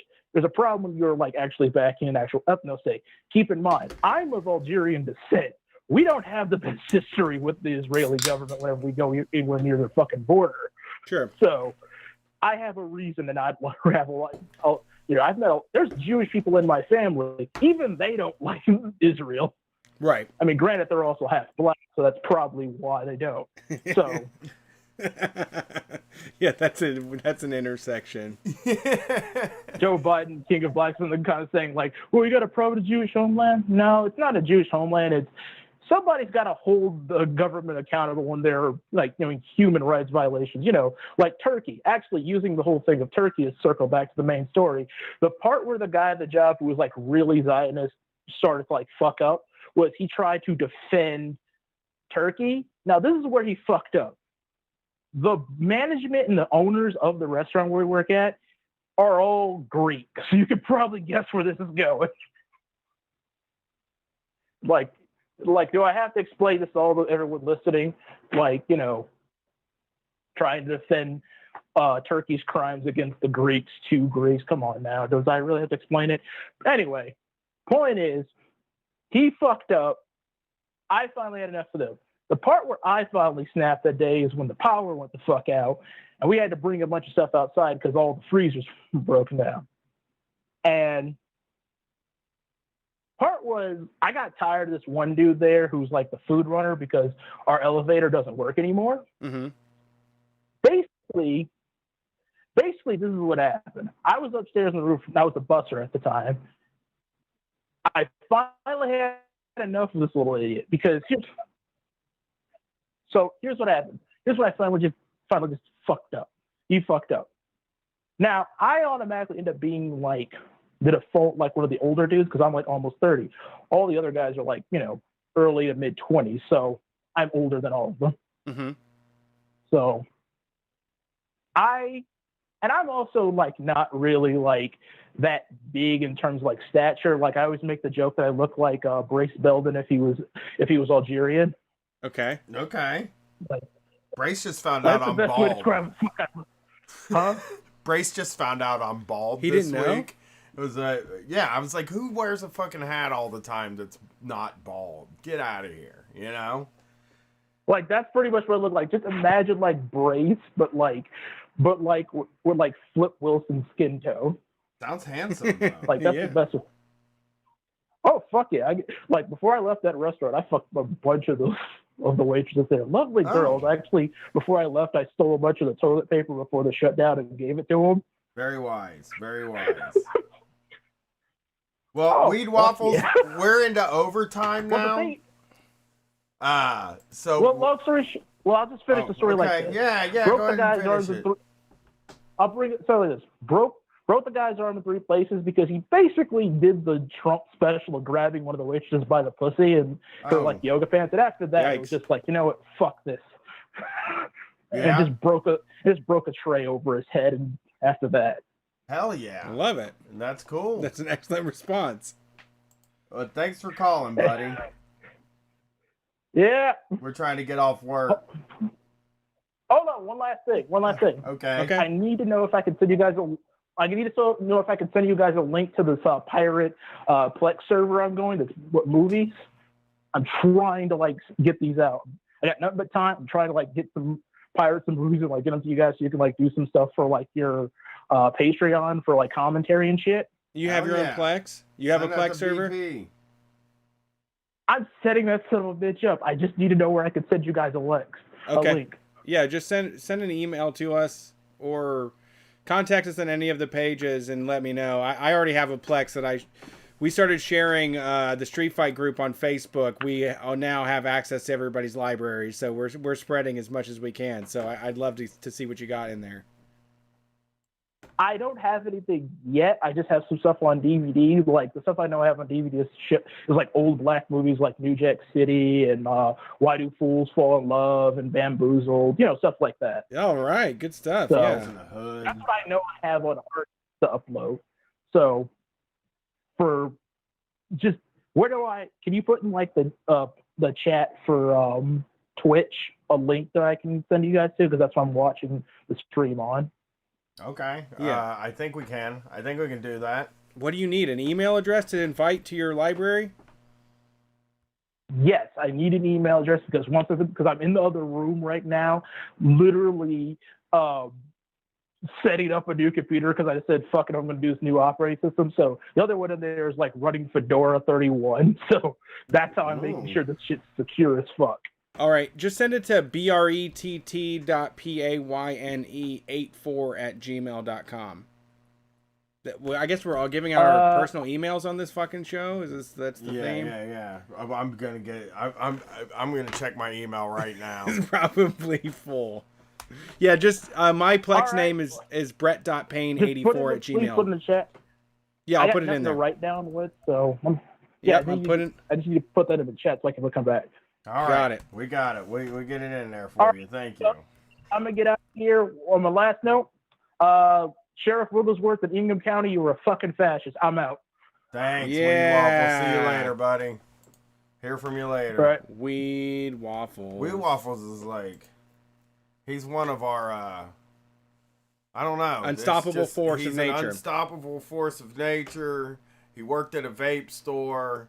He is the voice of the people. Well, he called. So I don't even think he elaborated on what happened. But there was somebody that tried to fight him at his job that he didn't want to press charges against because ICE was looking for them, and he was trying to squash the beef behind the scenes. And I believe what he alluded to was that that guy was not apprehended by ICE.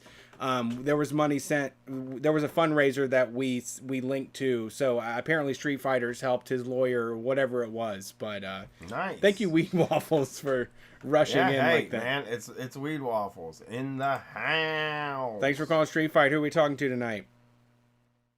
Hey, this is let's go with Schmuckface from New Jersey. How's it going? Okay, what's up, Schmuckface? Not a whole lot. Sorry if I stammer a little bit. I got to say, Brian, your recommendation for a Kratom source is top notch. Yeah, it's my favorite one. Guard. It's a good one. They are good. Yeah. I don't want to give it away. Tie, I think. The white tie, you're doing it right. That's my shit. Yeah, it's the first strain from the first vendor that's kind of, I don't know, got me fucked up on Kratom in a while, I guess. So thanks. Yeah, it's the good stuff, and they have it tested and shit, which is nice, you know. Yeah, I appreciate that. I already got so much goddamn mercury in my brain, probably from amalgam fillings, that I could do with a little less heavy metal exposure at this point. So yeah. I certainly appreciate all that. I need more heavy metal exposure, but actual heavy metal. Yeah, I want the good heavy metal. I want not the one that makes me not be able to see straight, but the one Megadeth. You headbang to. Basically, Brett's favorite band, Megadeth. Megadeth. Well, I don't want to hold you all up. I know it's I want to respect your time here. I just wanted to, if y'all don't mind, mention something I guess that was in the news, just because it's one of the scariest things I've seen in a while, I guess, but also plug a potential collaborative project with other Street Fighters. If anyone's down, I'm trying to kind of make a low key, like essentially just talk to people online, like meet up with people via Discord or Instagram or whatever it is, and kind of have like off the record but recorded conversations with folks, and then like I make music and do all this stuff, so like kind of layer it and edit it and kind of make sound bites, sort of like almost like ad busters, like ads, and like trippy videos and all stuff, but have it be like people's kind of more honest opinions, more raw opinions, if that makes any sense, from that kind of just come out of like private conversations. Yeah, you're looking for a candid opinion about something that somebody would say about their job that isn't going to be attached to their name. Mm-hmm. Yeah, I mean, I guess more like I got a problem with thinking a little too like big picture, I think, and like in terms of like how, you know, if everyone wants revolution, everyone wants change and all stuff, like I try and like stress my brain as much as I can to like kind of think of in small ways how people can kind of like extend beyond like their own immediate stock in life to kind of like influence other people in positive ways.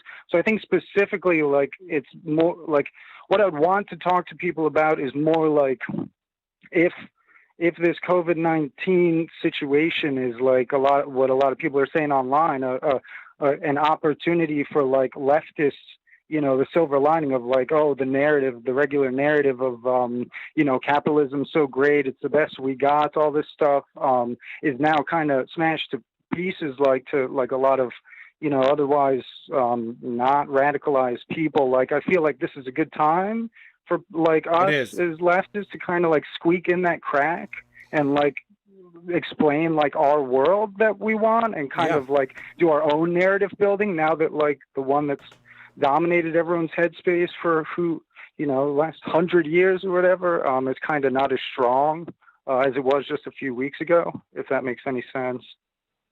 I agree. I mean, I know there's a lot of people that are rushing for like general strikes and like rent strikes, and I'm not one of the, I'm not trying to stop any from doing that. I do think that it's good advice to have an organizational, like something established before that. But at the same time, there's also no other opportunity than that we've ever had where people are willing to hear or listen or can blatantly see how much, the status quo has failed us on this.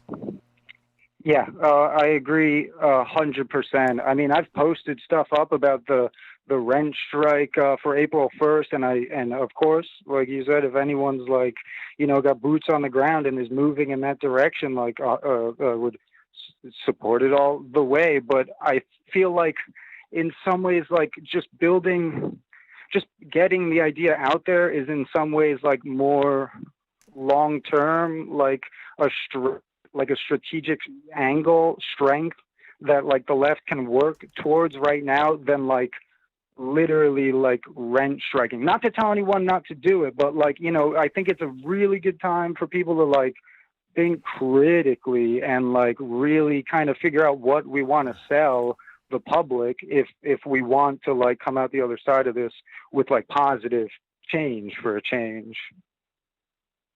Yeah. I mean, so go ahead. No, you're fine. I was gonna say that, like, you know, I have talked a lot about our opportunity right now, but I think it's going to take more than just like I don't know that somebody can just walk into the grocery store and get everyone to agree to strike, or I don't know. I mean, I think you could get smaller strikes, and I think you could make it happen. But, like, you got to understand the mindset of somebody who's working in a job, like a service job, and living paycheck to paycheck, and is totally afraid of their boss and doesn't understand how a union works Because listen, nobody ever explained to me how a union worked until I did Street Fighter. Yeah, it's not civic duties or anything. That's not part of like that's not a part of humanities class in high school. Yeah, so like I didn't even really understand how a union worked, and like, you know, also, you know, the major unions can't encourage wildcat strikes, so there's that issue. And like there's also the part where you have to make a strike fund and you have to have somebody where there's a strike fund, you have to get somebody to figure out how to administer that, and that's also a very difficult task. Like, these aren't tasks. I am not saying that it's impossible, but I am saying the idea that we could walk into a Burger King and get them to strike is not way more likely right now. It's maybe more likely Everything now, is in but our- what are you going to do? So you're going to go in and be like, listen, guys, you have a lot of power. You're being defeatist. Sure. Okay. I mean, not to you know, wedge myself in between y'all's two angles, but I do agree with you, Brian, that like, I mean, I start from the standpoint and thinking about this stuff that like, yeah, I worked in retail and grocery stores for a decade. Every one of my jobs has been either manual labor or otherwise like the first on the chopping block. I mean, I'm unemployed right now because of this stuff. And, you know, people like the thing in capitalism is everyone's life is so fucking wrapped up in like all of this extraneous abstracted nonsense of just like all the, like you have to run like a business just to like be a living person in the world. Like the average people don't have time to be dealing with this stuff, you know, and we haven't been able to like, I don't know, like you gotta like get everyone on the same page like all at once for like a lot of these things, whether it's micro or macrocosm, to like be pulled off, and like to put the responsibility on average people to like go in and say I'm going to organize and strike. Like it's someone's whole life that's on the line in those situations. And I think that like strategy and narrative building is something that everyone can do and everyone can participate in if like we're like clever in new ways. I mean, the world is kind of like a surrealist like nightmare right now, and I feel like we're still trying to think a little too rational, and I think what's a little more precipitated by like the current situation for average people, especially in America, is like to kind of think like we're in a carnival. You kind of got to start with like carnival logic in some ways to like counteract, like judo the thing, you know. I mean, I feel like I feel like it's momentum, and I think that now is the time. I think that there is a lot of momentum building, and that if you're going to be one person in your apartment complex that doesn't pay their rent and calls it a rent strike, they're just going to kick you out on the fucking streets. If you could spend the afternoon talking to people, and the point is, like what you were saying, it is hard to organize a Burger King. It's a lot easier to organize a Burger King right now.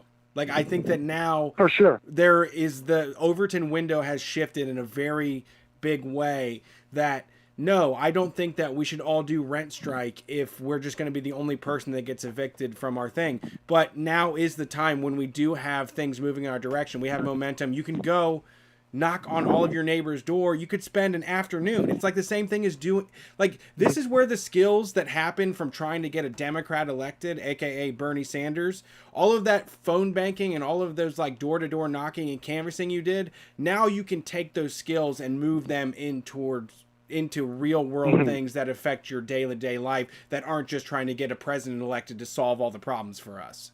Like, now is the time that we can have conversations. Now is the time when people are shaky about their opinions on capitalism. And this does foster the kind of conversations and is fertile ground for building the revolution that we all want to see. This is absolutely an opening that we need to strike on. But it can't be stupid. It can't just be like, if you go to work, you're a fucking traitor, you're a scab, because that's not where we're all at right now, you know? Yeah, I couldn't agree with you more. I mean, the thing about the Bernie Sanders campaign, I'm glad you brought it up, is like because exactly what you're talking about, I feel like there's a big. This has nothing to do with leftism, but just like the cultural understanding of like what optimism means versus and what people think pessimism means is such that like you can't entertain like the primary goal failing. So like I feel like 6 months ago, everyone who has been like going for it with Bernie Sanders, the conversation should have been started 6 months ago about like what happens if and when he gets fucked. I mean, it happened before, and so like why not, not to take power away from like the campaign itself, but like why not at the same time be thinking about like alternate strategies that we can pivot to, so that like when the thing, if it doesn't work out, like we don't like all look like losers with nothing else to do. If it's all wrapped up in the competition, I feel like we need staying power in like what we're doing. And I think what you just suggested is exactly like a thing that for people to keep in mind. Like these are skills, not just like a unidirectional like project that if it doesn't work out, we've lost in some way. So much has been gained by the Sanders campaign that I don't want to see just dissipate because he's not the president or whatever. Yeah, and this is building those relationships. This is getting over that. This is getting over the hump of knocking on your neighbor's door and hearing what they think about politics. This is, I mean, Sanders tapped into everything that is being revealed right now. And this is the time to be more open and out there and start discussing things in a way that we haven't before, I mean, and I don't know, in a way, I guess I'm hopelessly optimistic in that I see how regular people get shook up, even the assholes, even the, self-centered conservatives, ANCAPs or whatever. A lot of them have been shook up by this thing and are seeing the cracks and are way more open-minded at this point. Like there's a lot of uncertainty in the air. And we've seen a path to success on the coronavirus thing, and it has been set by countries that have healthcare, countries that have a society that revolves around helping people out and has safety nets in place. Mike DeWine, the governor of Ohio, just was saying, after this is all done, we got to start talking about healthcare in America. Yeah.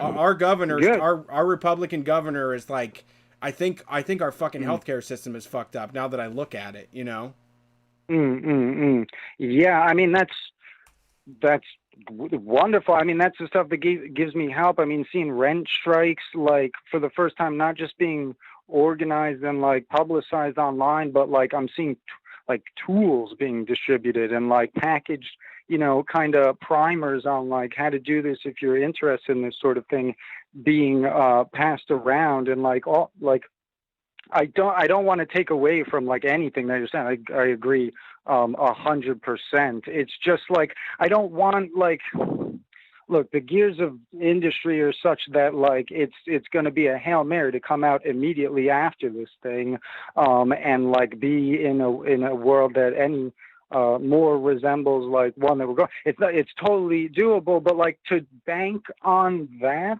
I don't want people to then be like then creates the space in my mind for people to become even more depressed when it doesn't happen and like defeated. Like I think we like it's more helpful to me to like have like failure as an option on the table, because especially for leftists, it happens way more often than it doesn't. And I think adjusting ourselves to that reality and like the massivity of the thing that we're up against, and the humility that comes with that, like there's strength in that. It's not like, oh, it's so hard, I'm going to give up, but like, there's always something to be gained. I don't want to keep rambling on and like, keep keeping you guys on this the phone, is needed. but this was needed on the show. I appreciate the call. I'm sorry, what was that? I said this was absolutely a needed conversation on the show, and so I appreciate the call. I appreciate you saying that. It's helping me vindicate the past like 2 weeks of I don't know, curling up in a ball and just like thinking until I have a headache.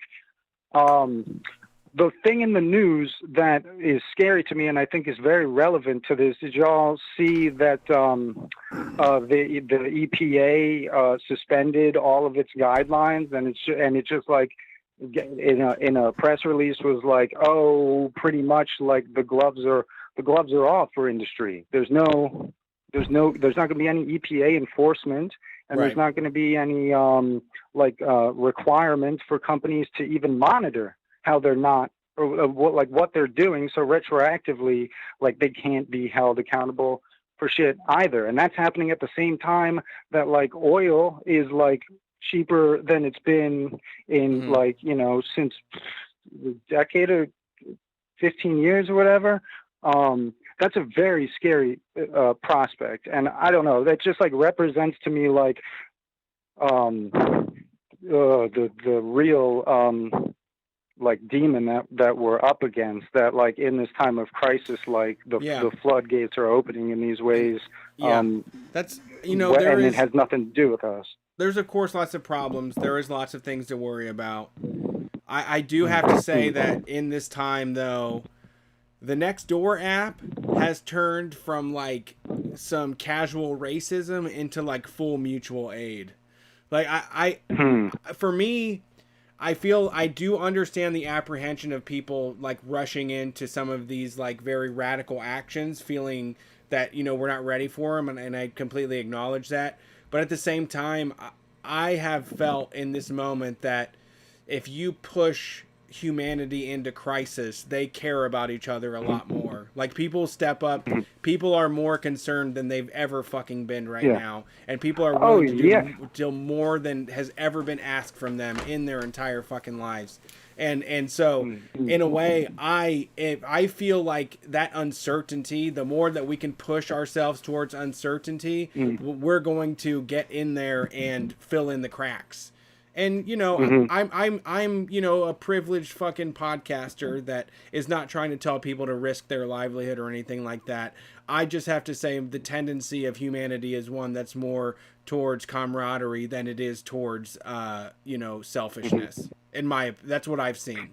Yeah, that's why I believe in anarchy. It doesn't. At the end of the day, it doesn't matter. This shit's gonna happen eventually. It's gotta. Like, people are just gonna. Anarchy is just what happens when goddamn structures of power get out of the way. People find each other and people help each other. It's not that hard, you know, figuring shit out. At the end of the day, it's just it's getting the thing that stands in our way from that thing that we call anarchy is the issue. It's not even the problems themselves so much.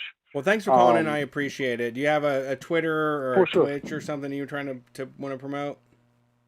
Yeah, if people are interested in like talking, like I'm a provocateur. I can't, like, I feel like if I'm willing to take the hit of somebody like thinking I'm an asshole in order to like provoke thought, I can't help but do it. So like if anyone wants to get in contact with me, that's the disclaimer up front, but I'm willing to talk to people in any way we could figure out. I don't care who you are, if you're connected to anything. My Instagram that I'm using right now that you can get in contact with me is cancel.usa, and my email is schmuckface with the more Yiddish spelling, which is SHMOKFACE666 @gmail.com, and people can start a conversation there if they so choose. I got you on Instagram here. Yeah. Thanks for calling in. I really appreciate it. That was a necessary discussion. So please call back. I appreciate you all a whole heck of a lot. I wish I could gush more, but I'll just say have a nice rest of your night and keep fighting a good fight. Have a good one. Peace. All right, you ready to do this? Yeah. You want to go to 1? Do what? Go to 1? How many we got? I mean, Thanks at for calling. some point, We have to stop. there's a last call, right? Yeah, the one that just We can jumped do in, you're 'em. done. That's fine. Thanks for calling Street There's Fight. Who a are we last one. talking to tonight? Hey, it's Matt from Whole Worker. What's up, Matt? How are you doing tonight? Hey, what's going on? What's up? Hello? We're Yeah, here. I'm Matt. Hello? Yeah, We're we're here. here. It's you. Okay. Yeah, I'm just, I know you guys want to get off soon. I'm just calling in to, I just want to draw some attention to Whole Foods workers. They're going to be doing a sick out on Tuesday, and Oh. Instacart workers are going on strike tomorrow, actually. Yes. Yeah, that's great news. I won't be ordering Instacart. I've never ordered Instacart, but I will continue that practice tomorrow. And who's doing a sick out? Whole Foods. He's from Whole Whole Foods is Workers. They're doing a the sick out. people trying to unionize Whole Foods. Oh, right on, right on. Okay. I won't go to Whole Foods either, but I do have to get groceries tomorrow, which is like ratcheting my anxiety up a little bit tonight. But we'll deal with that tomorrow. Yeah, that's pretty much all I had to say. I just, All right, man. All right, Thanks for appreciate calling. it. Yeah, just spur of the moment shit. Yeah, just wanted to call and say hi. Thanks, we appreciate it. Yeah, and check out the Whole Workers Union. They're doing a lot of advocating for people that are working at Whole Foods and dealing with all that horse shit of having the richest man in the world, be your boss. Yeah. The owner of your company. Yeah, that's true. And I like Instacart, and I have said on this show I do hook people up that deliver. I don't want to go back to the grocery store. Just give Instacart what they want so that they can bring it to me. Yeah. Because I don't want to go. Instacart doesn't seem like they're going to work with people. I don't though. think they will. No, they're just going to find the next desperate person that's willing to deliver groceries. So Yeah. I told my wife, and she was so disappointed because we were trying to get an Instacart order tonight, and I'm like, they go on strike tomorrow, and she already knows what that means. We You know, can't like we're do not that. doing that, Yeah. and like you're not going to convince me. You're not going to like rub my back and say, let's do one last Instacart. That's you something know? I said to my daughter last night about grocery shopping. I was like, I don't want to fucking go to the grocery store all the time. I'm fucking sick and tired Yeah. of you making me go to the grocery store all the time during a fucking pandemic, which she hasn't really. I haven't gone since Monday, but there were like no snacks in the house, is what she was saying. So Shout out to Lemon Tech in the chat. They're at Whole Foods right now working. Oh, wow. I guess stocking. So anyway, she's like, hey, I go like, I don't want to fucking go to the store, man. I went on Monday. I don't expect to go back until Monday or Tuesday. And I said, she said, well, other people are going to go anyway. It's not like the store's going to close if you don't go. And I'm like, I don't want to fucking be the reason that somebody's at work. Whether or not I'm the reason they're at work at that particular time on that particular day. Yeah. Yes, it's debatable. If I didn't go, everybody would still have to come to work. But if like more people didn't go, then less people would have to go to work. And those less people, and like, so I want to be considerate of taking it's just, You got to it teach her a sucks. recipe. Yeah, good luck, man. Like no-bake cookies. It's just like peanut butter and oats She and can make food. She knows how to make brownies. stuff. Yeah. Like that's Yeah. the thing is my daughter is a sweet hound as well, and all we do is just make it at home now instead of going and buying like fondant fancies. I want a No fondant fondant fancy. fancies Yeah. right now. Yeah, when you made we fucking- had oatmeal cream pies, and we ate them like every 3 hours until they were gone. Yeah. I made I made West Virginia style pepperoni rolls. Ooh, from scratch really? yesterday. How'd it turn out? Edible cookie dough. How was the bread? on Great. It was great. The recipe was so great. You could make it without the pepperoni, and you would love it. You would. I would not. There's cheese in it, right? Yeah. I can't do that. Oh, that's right. I would not love that. Wow. I enjoyed them. But I could tremendously. probably get some vegan mozz to put in there.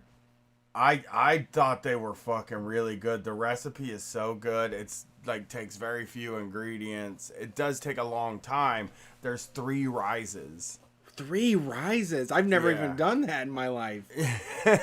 Wait, like Yeah. in the oven and afterwards? No, there's an initial rise. Right. There's the initial starting it. Then there's an initial 2-hour rise. You mix it all and then you let it rise again. And then you sort of push it all down and like get it off the sides of the bowl, and you let it rise again. Okay. And then you make the rolls, And then let it rise for a half hour. Then you bake it. Okay.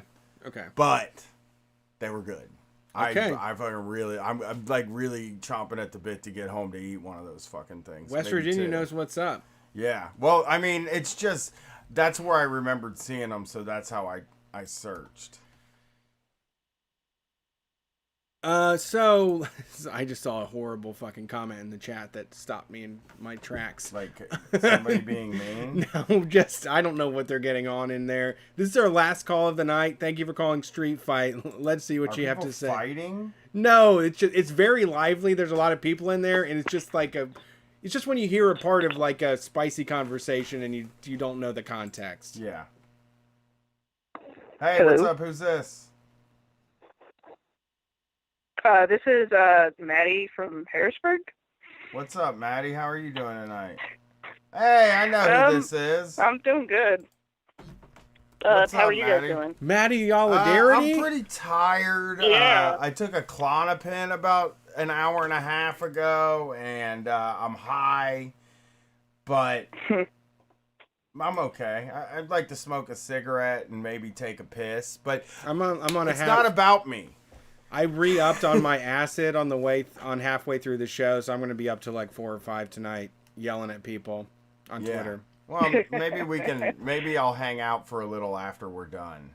Just me and my buddy Brett Payne. What's up, Maddie? What's going on tonight? Well, I wrote a 10-minute long speech on anarchism and recorded it and submitted it within half an hour of it being due.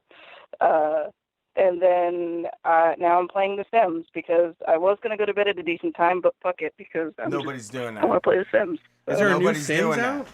Is there a new Sims? No, some people just play old games. Sims though. 4. Sims 4. When did that come out? 2014, I think. Oh, damn. Yeah, it's been out a while. I think they're working on 5 right now, but So are you but like I have you're a hipster or something? You're trying to play back- Sims instead of Animal Crossing because you're trying to play Sims instead of Animal Crossing because you're a hipster or something? if I had a Switch, I would be playing Animal Crossing, but I don't have a Switch or Switch money, so Sims all is I have great. is my computer. So I spent so much time as a teenager playing Sims, and that was like one of those moments where my parents were like, "I do this shit all day. Why are you playing on a video game?" I was like, "Well, I can get." Well, because you can become a vampire or a sorcerer, and also there's the Sims modding community is fucking insane. There's so many different mods that you can get. Like you can become a serial killer. And there's mods where you can shoot people with guns. Whoa. And there's mods where you can make the bills higher so it's more realistic. It's incredible. There's no end to the amount of mods that people put out for this fucking game. And that's why I love The Sims so much.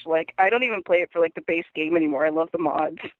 Okay, I respect that then. There you go. That makes more sense to me because I was doing the same thing when I played it the first time around.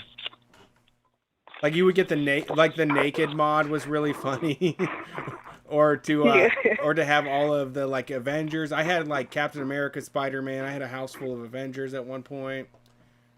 It's good community.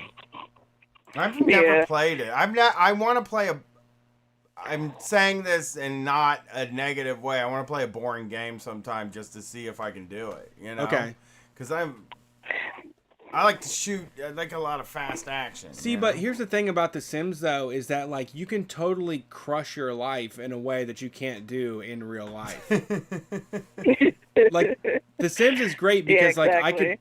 The Sims is the only way I could put on a tie every single day and go to work and come home and do chores and have True. Having that kind of a life.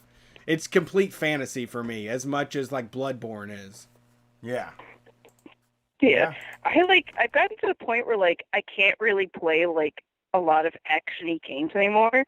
I tried playing Skyrim a couple weeks ago and I played it for 10 minutes. I was like, that's enough Skyrim for me. Like I just cannot, it can't hold my attention anymore. The Sims is something that's easy. I can just point and click and let it go. Mm-hmm. And I can also create a lot of drama because I secretly love drama.